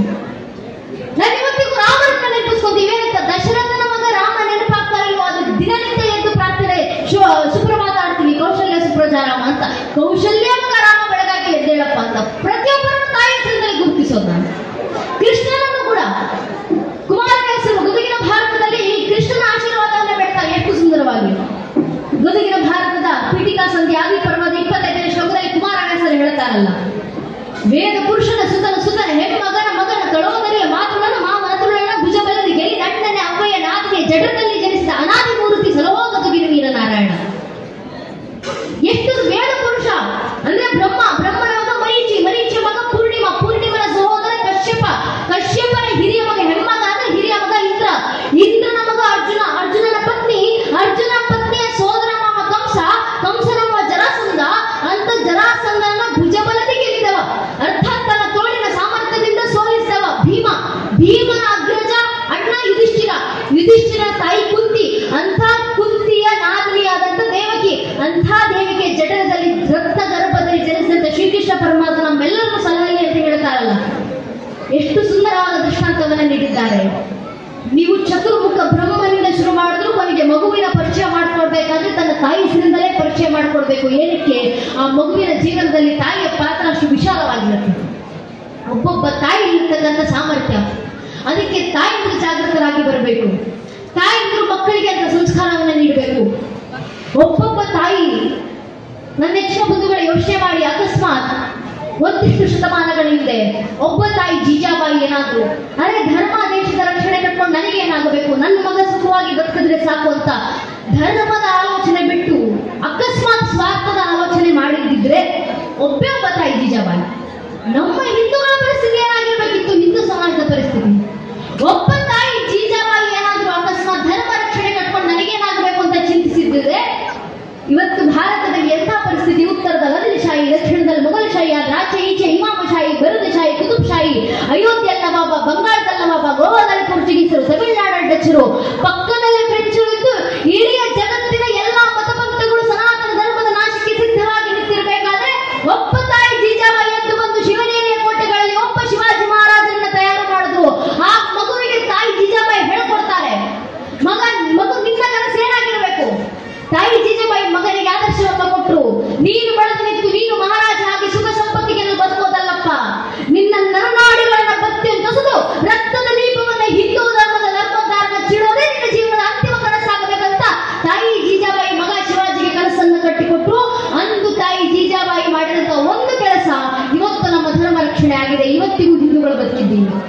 ಒಬ್ಬ ತಾಯಿ ಜೀಜಾಬಾಯಿ ಅಂತ ಒಬ್ಬೊಬ್ಬ ತಾಯಿಂದ್ರು ಇದ್ದೀರಾ. ಒಬ್ಬೊಬ್ಬ ತಾಯಿಯಲ್ಲೂ ಅಂಥದ್ದೇ ಸಾಮರ್ಥ್ಯ ಇದೆ. ಅದಕ್ಕೆ ನಮ್ಮ ಹೆಣ್ಣು ಮಕ್ಕಳನ್ನ ತಾಯಿಂದ್ರನ್ನ ಜೀವಂತ ದುರ್ಗಿ ಅಂತ ಕರೆಯುತ್ತಾವು. ಸುಮ್ಮನೆ ನನ್ನ ನೆಚ್ಚಿನ ಬಂಧುಗಳೇ, ಒಬ್ಬ ತಾಯಿ ಮನಸ್ಸು ಮಾಡಿದ್ರೆ ಜಗತ್ತಿನಲ್ಲಿ ಕ್ರಾಂತಿಯನ್ನು ತರಬಹುದು. ಒಬ್ಬೊಬ್ಬ ತಾಯಿಂದು, ಒಬ್ಬೊಬ್ಬ ಹೆಣ್ಣು ಮಕ್ಕಳಲ್ಲಿರುವಂತಹ ಸಾಮರ್ಥ್ಯವೇ ಅದು. ಅದಕ್ಕೆ ಮಾರ್ಕಂಡ ಋಷಿಮುನಿಗಳು ದೇವಿ ಸಪ್ತಶತಿನಲ್ಲಿ ಬರೆದು ಹೇಳ್ತಾರಲ್ಲ, ಒಬ್ಬ ಹೆಣ್ಣು ಮಗಳಲ್ಲೂ 9 ಸತ್ವಗಳಿರುತ್ತೆ ತಾಯಿಯದ್ದು. ಯಾವ ಸತ್ವ? ಪ್ರಥಮ ಶೈಲ ಪುತ್ರಿ ಚ, ದ್ವಿತೀಯ ಬ್ರಹ್ಮಚಾರಿಣಿ, ತೃತೀಯ ಚಂದ್ರಕಂಠೇತಿ, ಗೋಷ್ಮಾಂಡೇತಿ, ಚತುರ್ಥಕಂ ಪಂಚಮಂ ಸ್ಕಂದಮಾತೇತಿ, ಷಷ್ಟಂ ಕಾತೇತಿ, ಸಪ್ತಮಂ ಕಾಲರಾತ್ರಿತಿ, ಮಹಾಗೌರಿ ಷಷ್ಟಮಂ ನವಮಂ ಸಿದ್ಧಾತ್ರಿ ಚ, ನವದುರ್ಗಂ ಪ್ರಕೀರ್ತಿತ ಅಂತ 9 ಸತ್ವಗಳು ಒಬ್ಬೊಬ್ಬ ಹೆಣ್ಣು ಮಗಳಲ್ಲಿ ಅಡಗಿರ್ತಾವೆ. ಅದಕ್ಕೆ ಆಕೆಯನ್ನು ಜೀವಂತ ದುರ್ಗೆ ಅಂತ ಆರಾಧಿಸೋದು ಅಂತ ಮಾರ್ಕಂಡ ಋಷಿಮುನಿಗಳು ನಮಗೆ ಆದರ್ಶವನ್ನು ಕೊಟ್ಟದ್ದು. ಇದನ್ನೇ ಕೃಷ್ಣ ಉದ್ಧವ ಗೀತೆಯಲ್ಲಿ ಹೇಳಿದ್ದು, ಎಲ್ಲರಲ್ಲೂ ಒಂದೊಂದು ಅಂಶ ಅಡಗಿದ್ರೆ ಹೆಣ್ಣು ಮಕ್ಕಳಲ್ಲಿ ಮಾತ್ರ ನನ್ನ 7 ಅಂಶಗಳು ಅಡಗಿರ್ತಾವೆ. ಒಬ್ಬ ಹೆಣ್ಣಿನಲ್ಲಿರುವಂತ ಸಾಮರ್ಥ್ಯ ಅದು. ಅಂತ ಜೀವಂತ ದುರ್ಗೆಯರಿದ್ದೀರಾ. ಆ ತಾಯಿನ ಮನಸ್ಸು ಮಾಡಿದ್ರೆ ಮನೆಯಲ್ಲಿರುವಂತ ಮಕ್ಕಳನ್ನ ರಾಮರಂತೆ ಸೀತಾಮಾತೆ ಅಂತ ಬೆಳೆಸಬಹುದು. ನಮ್ಮ ಮಣ್ಣಿನ ಸತ್ವವೇ ಅಂತದ್ದು. ಒಬ್ಬ ಕವಿಗಳು ಬಹಳ ಸುಂದರವಾಗಿ ಹೇಳ್ತಾ ಇದ್ರಲ್ಲ, ಚಂದನ್ ದೇಶ ಮಿಟ್ಟಿ ನದಿ ನದಿಯ ಗಂಗಾ ಹೈ, ಹರ್ ಬಾಲಾ ದೇವಿ ಕಿ ಪ್ರತಿಮಾ ಬಚ್ಚಾ ಬಚ್ಚಾ ರಾಮ ಹೈ. ಭಾರತದ ಮಣ್ಣಿನ ಕಣ ಕಣವು ಸ್ವರ್ಣಮಯಿ. ಇಲ್ಲಿ ಹರಿಯುವಂತ ನದಿಯ ಒಂದು ಜೀವ ಬಿಂದು ಕೂಡ ಗಂಗೆ ಸಮಾನ. ಇಲ್ಲಿ ಹುಟ್ಟುವಂತ ಒಂದೊಂದು ಮಗು ಕೂಡ ರಾಮರ ಅವತಾರ, ಒಂದೊಂದು ಮಗು ಕೂಡ ಸಾಕ್ಷಾತ್ ದೇವಿಯ ಸ್ವರೂಪ. ಅದೇ ರೀತಿಯ ಮಕ್ಕಳನ್ನ ಬೆಳೆಸಬೇಕು. ಹಿಂದೂ ಧರ್ಮದ ವಿರೋಧ ಮಾಡುವಂತ 1000 ಜನ ಹುಟ್ಕೊಳ್ಳಿ, ಪರವಾಗಿಲ್ಲ, ಅದರ ಚಿಂತೆ ನಮಗೆ ಬೇಕಾಗಿಲ್ಲ. ನಮ್ಮ ಮನೆಯಲ್ಲಿ ಒಂದೊಂದು ಹಿಂದೂ ಮಗು ಇದೆಯಲ್ಲ, ಆ ಒಂದೊಂದು ಹಿಂದೂ ಮಗುವನ್ನ ತಯಾರು ಮಾಡೋಣ ಸಾಕು. ಅನೇಕ ಬಾರಿ ಯೋಚನೆ ಮಾಡ್ತೀವಿ ನಾವು, ಹಿಂದೂಗಳ ಜನಸಂಖ್ಯೆ ಕಡಿಮೆ ಆಗ್ತಾ ಇದೆ. ನನ್ನ ನೆಚ್ಚಿನ ಬಂಧುಗಳೇ, ಧರ್ಮದ ರಕ್ಷಣೆ ಮಾಡಬೇಕಂದ್ರೆ ಮನೆಯಲ್ಲಿ 20 ಜನ ಮಕ್ಕಳು ಬೇಕಾಗಿಲ್ಲ. ಒಂದೊಂದು ಮಗು ಇದೆಯಲ್ಲ, ಆ ಒಂದೊಂದು ಮಗುವನ್ನ ಜಾಗೃತಿಗೊಳಿಸಿದ್ರೆ ಸಾಕು. ಧರ್ಮ ರಕ್ಷಣೆ ಬೇಕಾಗಿರೋದು ಒಂದೊಂದು ಮಗು. ನಮ್ಮ ಪೂರ್ವಿಕರು ಹೇಳಿದ್ದನ್ನೇ ಶಾಸ್ತ್ರಗಳಲ್ಲಿ, ವರಬೇಕಂ ಗುಡಿ ಪುತ್ರ ನಶಮೂರ್ಖ ಶರೀರಪಿ. ಮೂರ್ಖರಾದಂತ 100 ಜನ ಮಕ್ಕಳು ಬೇಕಾಗಿಲ್ಲ, ಗುಣವುಳ್ಳ ಒಂದು ಮಗು ಸಾಕು ಧರ್ಮ ರಕ್ಷಣೆಗೆ. ಒಂದೇ ಒಂದು ಮಗು. ಆ ಒಂದೊಂದು ಮಗು ನಮ್ಮ ಮನೆಯಲ್ಲಿ ಇದ್ದಾರೆ. ಆ ಮಕ್ಕಳನ್ನ ಅದೇ ರೀತಿ ತಯಾರು ಮಾಡುವಂತ ಕೆಲಸವನ್ನ ತಾಯಿಗಳು ಮಾಡಬೇಕಾಗಿದೆ. ರಾವಣನಿಗೂ 7 ಜನ ಮಕ್ಕಳಿದ್ರು. ಇಂದ್ರನನ್ನೇ ಸೋಲಿಸಿದಂತ ಮೇಘನಾದ, ಇಂದ್ರನನ್ನ ಸೋಲಿಸಕ್ಕೆ ಇಂದ್ರಜಿತ್ ಬಿರುದು ಬಂದಿತ್ತ ಆತನಿಗೆ. ಇಂದ್ರನನ್ನೇ ಸೋಲಿಸಿದಂತ ಮೇಘನಾದನ್ನಿಂದ ಹಿಡಿದು ಅಕ್ಷಯ ಕುಮಾರನವರೆಗೂ 7 ಜನ ಮಕ್ಕಳಿದ್ರು ರಾವಣನಿಗೆ. ರಾವಣನನ್ನು ಸೇರಿಸಿ ರಾವಣನ 7 ಜನ ಮಕ್ಕಳ ಸಂಹಾರವನ್ನ ಮಾಡ್ಲಿಕ್ಕೆ ಬೇಕಾಗಿ ಒಬ್ಬ ರಾಮರು, ಒಬ್ಬ ಶ್ರೀರಾಮರು ಸಾಕಾದ್ರು. ಅದೇ ಶ್ರೀರಾಮರು ರಾಮಾಯಣದಲ್ಲಿ ಹೇಳ್ತಾರಲ್ಲ, 14,000 ಜನ ರಾಕ್ಷಸರ ಸಂಹಾರವನ್ನ 1 ಗಂಟೆನಲ್ಲಿ ಒಬ್ಬ ರಾಮನು ನಿಂತು ಮಾಡಿದ್ರು ಅರಣ್ಯದಲ್ಲಿ, ದಂಡಕಾರಣ್ಯದಲ್ಲಿ. ಒಬ್ಬರೇ ಸಾಕು ಧರ್ಮ ರಕ್ಷಣೆಗೆ ಅಂತ ಒಂದೊಂದು ಮಗು ನಮ್ಮ ಮನೆಯಲ್ಲಿದೆ. ನನ್ನ ನೆಚ್ಚಿನ ಬಂಧುಗಳೇ, ಆ ಮಕ್ಕಳನ್ನ ಅದೇ ರೀತಿ ತಯಾರು ಮಾಡೋಣ. ನಮ್ಮ ತಾಯಿನಲ್ಲಿ ಆ ಸಾಮರ್ಥ್ಯ ಇದೆ. ಆ ತಾಯಿನಲ್ಲಿ ಧರ್ಮ ರಕ್ಷಣೆ ಅಂತ ವಿಶಾಲವಾದಂತಹ ಜವಾಬ್ದಾರಿ ಇರೋದ್ರಿಂದ, ಆ ತಾಯಿನಲ್ಲಿ ಆ ಧರ್ಮದ ಜವಾಬ್ದಾರಿ ಹೊಣೆಗಾರಿಕೆ ಇರೋದ್ರಿಂದಲೇ ನಾವು ತಾಯಿಗಳನ್ನ ದೇವರ ಸ್ಥಾನದಲ್ಲಿಟ್ಟು ಆರಾಧಿಸಿದ್ದು. ಅದಕ್ಕೆ ದಿನ ಬೆಳಗ್ಗೆ ನಮಗೆ ತಾಯಿಗಳಿಗೆ ಆದರ್ಶವಾಗುವಂತ ಪಂಚ ತಾಯಿಗಳನ್ನ ನೆನಪಿಸ್ಕೊಳ್ಳಿ ಅಂತ ನಮ್ಮ ಪೂರ್ವಿಕರ ಆದರ್ಶವನ್ನ ಕೊಟ್ಟಿದ್ದು. ದಿನ ಬೆಳಗ್ಗೆ ಅಂತ ಹೇಳ್ತಾರಲ್ಲ, ಹಲ್ಯ ದ್ರೌಪದಿ ಸೀತಾ ತಾರಾ ಮಂಡೋದರಿ ಕಥಾ ಪಂಚಕಂದ ಸ್ಮರೇ ನಿತ್ಯಂ ಮಹಾಪಾತಕ ನಾಶನಂ. ಆ 5 ಜನ ತಾಯಿಂದ್ರ ಆದರ್ಶವನ್ನ ನಮ್ಮ ತಾಯಿಂದ್ರು ಪಡಿಬೇಕಾಗಿದೆ. ಅದರ ಮೂಲಕ ಮಕ್ಕಳನ್ನ ತಯಾರು ಮಾಡಬೇಕು. ಬಹಳ ಜನ ಹೆಣ್ಣು ಮಕ್ಕಳು ಸೇರಿದ್ದೀರಾ. ನಿಮ್ಮಲ್ಲೆಲ್ಲ ಕೇಳ್ಕೊಳ್ಳೋದಿಷ್ಟೇ, ದಯವಿಟ್ಟು ಧರ್ಮದ ಜಾಗೃತಿಯನ್ನು ನೀವು ವಹಿಸ್ಕೊಳ್ಳಿ. ನೀವು ಜಾಗೃತರಾಗಿ ನಮ್ಮ ಹೆಣ್ಣು ಮಕ್ಕಳನ್ನ ತಯಾರು ಮಾಡಿದ್ದು ಯಾವ ರೀತಿ. ನಮ್ಮ ಮನೆಯ ಯಾವುದೊಂದು ಹೆಣ್ಣು ಮಕ್ಕಳನ್ನ ನಾವು ಅಡುಗೆಗಳಿಗೆ ಸೀಮಿತ ಮಾಡಿಲ್ಲ. ನಮ್ಮ ಮನೆಯ ಯಾವುದೊಂದು ಹೆಣ್ಣು ಮಕ್ಕಳನ್ನು ಕೂಡ ನಾವು ಮನೆಯ ಅವಸಲಿನ ಒಳಗೆ ಸೀಮಿತ ಮಾಡಿಲ್ಲ. ನಮ್ಮ ಧರ್ಮದಲ್ಲಿ ಹೆಣ್ಣು ಮಕ್ಕಳನ್ನ ತಯಾರು ಮಾಡಿದ್ವಿ. ನಾವು ಯಾವ ರೀತಿ ತಯಾರು ಮಾಡಿದ್ವಿ? ಇವತ್ತಿಗೂ ನಾನು ನಿಮ್ಮ ಮುಂದೆ ಈ ಕ್ಷಣ ನಿಂತ್ಕೊಂಡು ಒಮ್ಮೆ ಬ್ರಿಟಿಷರ ರಾಣಿಯರನ್ನು ನೆನಪಿಸ್ಕೊಳ್ಳಿ ಅಂದ್ರೆ ನಮ್ಮ ಕಣ್ಣು ಮುಂದೆ ಯಾವ ಭಾವಚಿತ್ರ ನೆನಪಾಗ್ಲಿಕ್ಕೆ ಸಾಧ್ಯ? ಅಲಂಕಾರ ಮಾಡಿಕೊಂಡು ತನ್ನ ಅಂತಃಪುರದಲ್ಲಿ ತನ್ನ ಪಾಡಿ ತಾನು ಕೂತಿರುವಂತ ಹೆಣ್ಣು ಮಗಳ ನೆನಪಾದ್ರೆ ಹೆಚ್ಚೆಚ್ಚು ನಮಗೆ ಬ್ರಿಟಿಷರ ರಾಣಿ. ನಾನು ಈ ಕ್ಷಣ ನಿಮ್ಮ ಮುಂದೆ ಮೊಘಲರ ರಾಣಿಯರನ್ನು ನೆನಪಿಸ್ಕೊಳ್ಳಿದ್ರೆ ನಮ್ಮ ಕಣ್ಣು ಮುಂದೆ ಯಾವ ಭಾವಚಿತ್ರ ಬರ್ಬೋದು? ಒಂದು ಪರದೆಯ ಹಿಂದೆ ಕೈಯಲ್ಲಿ ಒಂದು ಗುಲಾಬಿ ಹಿಡ್ಕೊಂಡು ತನ್ನ ಪಾಡಿ ತಾನು ಅರಮನೆಯಲ್ಲಿ ಕೂತಿರುವಂತ ಹೆಣ್ಣು ಮಗಳ ನೆನಪಾದ್ರೆ ಹೆಚ್ಚೆಚ್ಚು. ಅದೇ ನಾನು ಈ ಕ್ಷಣ ನಿಮ್ಮ ಮುಂದೆ ಒಮ್ಮೆ ಹಿಂದೂ ಧರ್ಮದ ರಾಣಿಯರನ್ನು ನೆನಪಿಸ್ಕೊಳ್ಳಿ ಅಂದ್ರೆ ನಮ್ಮ ಕಣ್ಣಲ್ಲಿ ಯಾವ ಭಾವಚಿತ್ರ ಬರುತ್ತೆ? ಅಲಂಕಾರ ಮಾಡಿಕೊಂಡು ಅಂತಃಪುರದಲ್ಲಿ ಕೂತಿರುವಂತ ಹೆಣ್ಣು ಮಗಳ ನೆನಪಾಗೋದಿಲ್ಲ.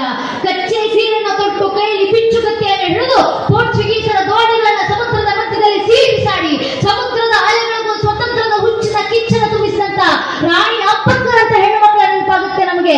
ಯಾಕಂದ್ರೆ ಈ ಧರ್ಮದಲ್ಲಿ ನಾವು ಹೆಣ್ಣು ಮಕ್ಕಳನ್ನ ತಯಾರು ಮಾಡಿದಂತ ರೀತಿಯೇ ಅಂತಹದ್ದು. ಈ ಧರ್ಮದಲ್ಲಿ ತಯಾರಾದಂತ ಹೆಣ್ಣು ಮಕ್ಕಳು ರಾಣಿ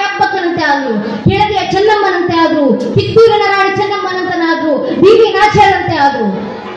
ಈ ಧರ್ಮದಲ್ಲಿರುವಂತಹ ಹೆಣ್ಣು ಮಕ್ಕಳ ಸಾಮರ್ಥ್ಯ ಅದೇ ರೀತಿಯ ನಮ್ಮ ಹೆಣ್ಣು ಮಕ್ಕಳು ಜಾಗೃತರಾಗಬೇಕು. ಅದರಲ್ಲೂ ಈಗಿನ ಪರಿಸ್ಥಿತಿಯಲ್ಲಿ ಕೇರಳದಲ್ಲಿ ಒಂದು ಟ್ರೆಂಡ್ ನಡೀತಾ ಇದೆ. ಈಗಿನ ಸಂದರ್ಭದಲ್ಲಿ ಕೇರಳದ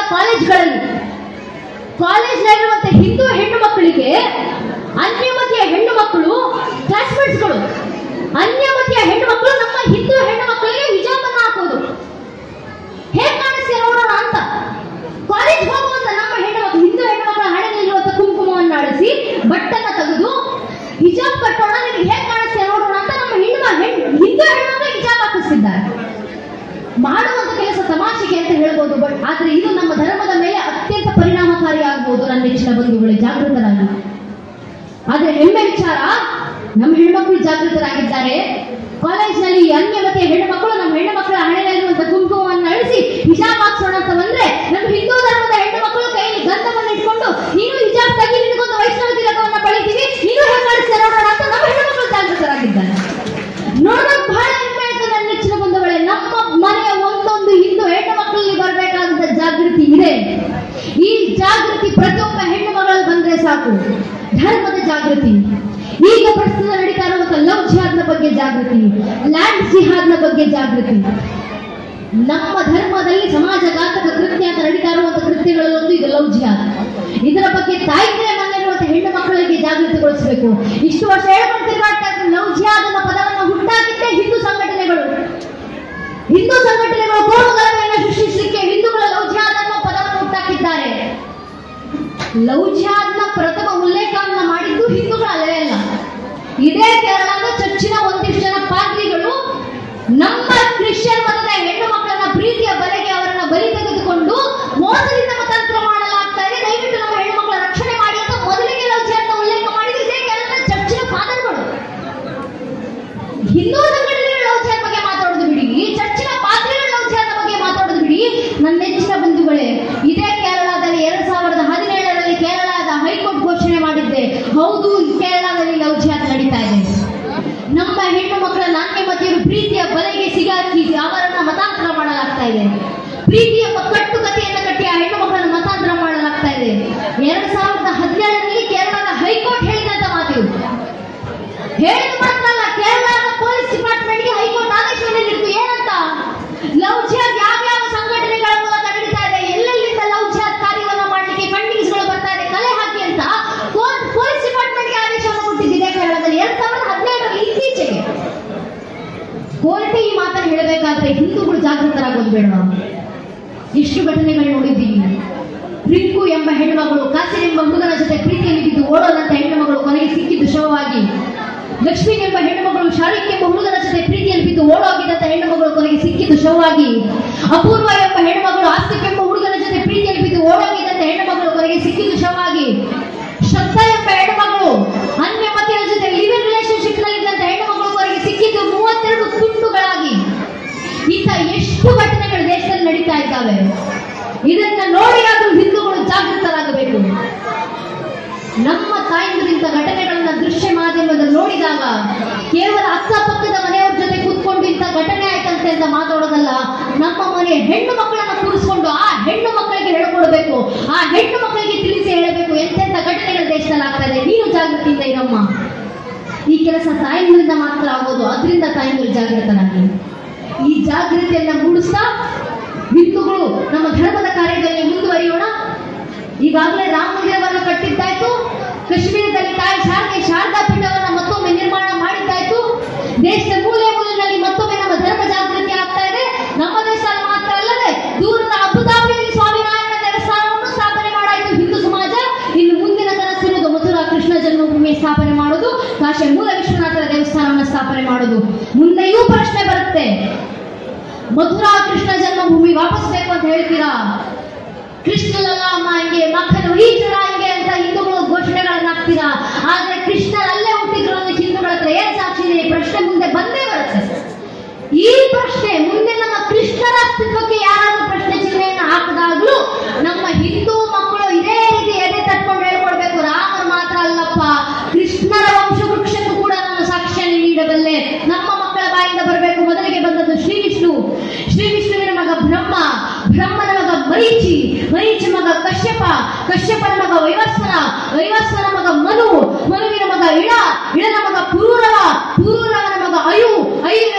ನಘೂಷ, ನಘೂಷನ ಮಗ ಯಯಾತಿ, ಯಯಾತಿಯ ಮಗ ಯದು, ಯದುವಿನ ಮಗ ಕ್ರೋಸ್ತು, ಕ್ರೋಸ್ತುವಿನ ಮಗ ಧ್ವಜೀವನ್, ಧ್ವಜೀವನ ಮಗ ಸ್ವಾತಿ, ಸ್ವಾತಿಯ ಮಗ ಋಷಭು, ಋಷಭುವಿನ ಮಗ ಚಿತ್ರರಥ, ಚಿತ್ರರಥನ ಮಗ ಶಶಿಬಿಂದು, ಶಶಿಬಿಂದುವಿನ ಮಗ ಪೃಥುಷಾರ, ಪೃಥುಷಾರನ ಮಗ ಪೃಥ್ವೋತ್ತಮ, ಪೃಥ್ವೋತ್ತನ ಮಗ ಉಷಾನು, ಉಷಾನನ ಮಗ ಶಿತಾಪು, ಶಿತಾಪುವಿನ ಮಗ ಋಕುಮ ಕವಚ, ಋಕುಮ ಕವಚನ ಮಗ ಪಾರಮಿತ್ರ, ಪಾರಮಿತ್ರನ ಮಗ ಜ್ಞಾಮೋಗ, ಜ್ಞಾಮೋಗನ ಮಗ ವಿದ್ಧವ, ವಿದ್ಧವನ ಮಗ ಕ್ರೋತ್, ಕ್ರೋತ್ನ ಮಗ ಕುಂತಿ, ಕುಂತಿ ಮಗ ದೃಷ್ಟಿ, ದೃಷ್ಟಿ ಮಗ ನಿಧೃತಿ, ನಿಧೃತಿ ಮಗ ದಾಸಾಯಿ, ದಾಸಾಯ ಮಗ ವ್ಯೋಮ, ವ್ಯೋಮನ ಮಗ ಜಿಮುತ, ಜಿಮುತನ ಮಗ ವಿಧ್ವರತ, ವಿಧ್ವರತನ ಮಗ ಭೀಮರಥ, ಭೀಮರಥನ ಮಗ ನವರಥ, ನವರಥನ ಮಗ ದಶರಥ, ದಶರಥನ ಮಗನ ಶಾಕೂನಿ, ಶಾಕೂನಿಯ ಮಗ ಕರಂಬಿ, ಕರಂಬಿಯ ಮಗ ದೇವರಥ, ದೇವರಥನ ಮಗ ದೇವಕ್ಷೇತ್ರ, ದೇವಕ್ಷೇತ್ರನ ಮಗ ಮಧು, ಮಧುವಿನ ಮಗ ಕುಮಾರವಂಶ, ಕುಮಾರವಂಶನ ಮಗ ಅನು, ಅನುವಿನ ಮಗ ಪಾರಕೃತ, ಪಾರಕೃತನ ಮಗ ಅಂಶು, ಅಂಶುವಿನ ಮಗ ಸತ್ವತ್, ಸತ್ವತ್ನ ಮಗ ಅಂತಕ, ಅಂತಕನ ಮಗ ಭಜಮನ್, ಭಜಮನ್ನ ಮಗ ವಿಧ್ವರತ್, ವಿಧ್ವರತ್ನ ಮಗ ಶೂರ, ಶೂರನ ಮಗ ಶಾಮಿನ್, ಶಾಮಿನ್ನ ಮಗ ಪ್ರತಿಕ್ಷಾತ್ರ, ಪ್ರತಿಕ್ಷಾತ್ರನ ಮಗ ಸ್ವಯಂಭೋಜ, ಸ್ವಯಂಭೋಜನ ಮಗ ಋತಿಕ್, ಋತಿಕ್ನ ಮಗ ದೇವಗರ್ವ, ದೇವಗರ್ವನ ಮಗ ಶೂರಸೇನ, ಶೂರಸೇನನ ಮಗ ವಾಸುದೇವ, ವಾಸುದೇವನ ಮಗನೇ ಚಂದ್ರವಂಶ ಚಕ್ರವರ್ತಿ ದೇವಕೀನಂದನ ಶ್ರೀಕೃಷ್ಣ ಪರಮಾತ್ಮ ಅಂತ ಏಳು ಮಟ್ಟಕ್ಕೆ ನಮ್ಮ ಮಕ್ಕಳಲ್ಲಿ ಕೃಷ್ಣನ ಭಕ್ತಿ ತುಂಬಲಿ, ನಮ್ಮ ಮಕ್ಕಳಲ್ಲಿ ಜಾಗೃತಿ ಬರಲಿ. ಈ ಕೆಲಸವನ್ನ ಮಾಡ್ತಾ ಕೃಷ್ಣ ಈಗಾಗಲೇ ನಮ್ಗೆ ಹೇಳ್ತಾರೆ, ಭಗವದ್ಗೀತೆ 18ನೇ ಅಧ್ಯಾಯದ ಕೊನೆಯ ಶ್ಲೋಕ. ಕೃಷ್ಣ ಹೇಳ್ತಾರೆ, ಯತ್ರ ಯೋಗೇಶ್ವರ ಕೃಷ್ಣ ಯತ್ರ ಪಾರ್ಥ ಧನುರ್ಧರ ತತ್ರ ಶ್ರೀ ವಿಜಯಭೂತಿ ಧ್ರುವಾದಿತಿರ್ಮತಿರ್ಮಮ. ಎಲ್ಲಿ ಕೃಷ್ಣ ಇರ್ತಾನೋ, ಎಲ್ಲಿ ಧರ್ಮ ಪಾಲಿಸುವಂತ ಸನಾತನಿಗಳಿರ್ತಾರೋ ಅಲ್ಲೆಲ್ಲ ಧರ್ಮಕ್ಕೆ ಜಯ ಆಗುತ್ತೆ ಅನ್ನೋದು ನಿಶ್ಚಲವಾದಂತ ಮಾತು. ಭಗವಂತ ನಮ್ಗೆ ಕೊಟ್ಟಿರುವಂತ ಮಾತು, ಧರ್ಮಕ್ಕೆ ಜಯ ಆಗುತ್ತೆ ಅನ್ನೋದು. ಆ ಭಗವಂತ ಮೇಲಿರುವಂತ ನಂಬಿಕೆಯನ್ನ ಇಟ್ಕೊಂಡು ಧಾರ್ಮಿಕತೆ ಹಾದಿನಲ್ಲಿ ನಾವು ಧರ್ಮ ಜಾಗೃತಿಯಲ್ಲಿ ನಮ್ಮ ಕೈಲಾಗುವಂತ ಕೆಲಸವನ್ನ ಮಾಡೋಣ ಅಂತ ಹೇಳ್ತಾ ನಂಗೆರಡು ಮಾತನಾಡಲಿಕ್ಕೆ ಅವಕಾಶ ಮಾಡಿಕೊಟ್ಟಿರುವಂತ ಸಮಿತಿಯ ಮತ್ತು ಮಂದಿರದ ಎಲ್ಲ ಹಿರಿಯರಿಗೆ ಹಾಗೂ ಗುರು ಮಹಾರಾಜು ಶಾರದಾ ಮಾತೆ ಆಡಿಸುವಂತ ಮಾತನ್ನು ಕೇಳಿಸಿಕೊಂಡಂತ ಎಲ್ಲ ಗಣ್ಯರಿಗೆ, ದೇಶಭಕ್ತ ಬಾಂಧವರಿಗೆ, ಮಾತಾ ಭಗಿನಿಯರಿಗೆ ವಿಶೇಷವಾಗಿ ಒಂದು ಕಾರ್ಯಕ್ರಮವನ್ನ ಮಾಡಲಿಕ್ಕೆ ವಾರಗಟ್ಟಲೆ ನಿದ್ದೆಗೆಟ್ಟು ಅನ್ನವನ್ನ ಬಿಟ್ಟು ಮನೆ ಕೆಲಸವನ್ನ ಬಿಟ್ಟು ಮನೆ ಕೆಲಸ ಆಮೇಲೆ ಒಂದು ಧರ್ಮದ ಕೆಲಸ ಅಂತ ಬಂದು ಧರ್ಮದ ಕೆಲಸ ನಿರಂತರ ಮಾಡ್ತಾ ಇರುವಂತ ಕಾರ್ಯಕರ್ತ ಅಣ್ಣಂದಿರಿಗೆ ಹಾಗೂ ಎಲ್ಲ ಹಿರಿಯರ ಪಾದಗಳಿಗೆ ಮತ್ತೊಮ್ಮೆ ನಾನು ಹಣೆಚ್ಚು ನಮಸ್ಕರಿಸ್ತೇನೆ. ಜೈ ಹಿಂದ್, ವಂದೇ ಮಾತರಂ, ಹರಿ ಓಂ ತತ್ಸತ್, ಶ್ರೀರಾಮಕೃಷ್ಣ ಅರ್ಪಣಮಸ್ತು. ನಮ್ಮ ಸಂಸ್ಕಾರ ಸಂಸ್ಕೃತಿ ಇದರ ಬಗ್ಗೆ ವಿಸ್ತಾರವಾಗಿ ಮನವಟ್ಟವಾಗಿ ಮಾತಾಡಿದ್ದೀರಿ.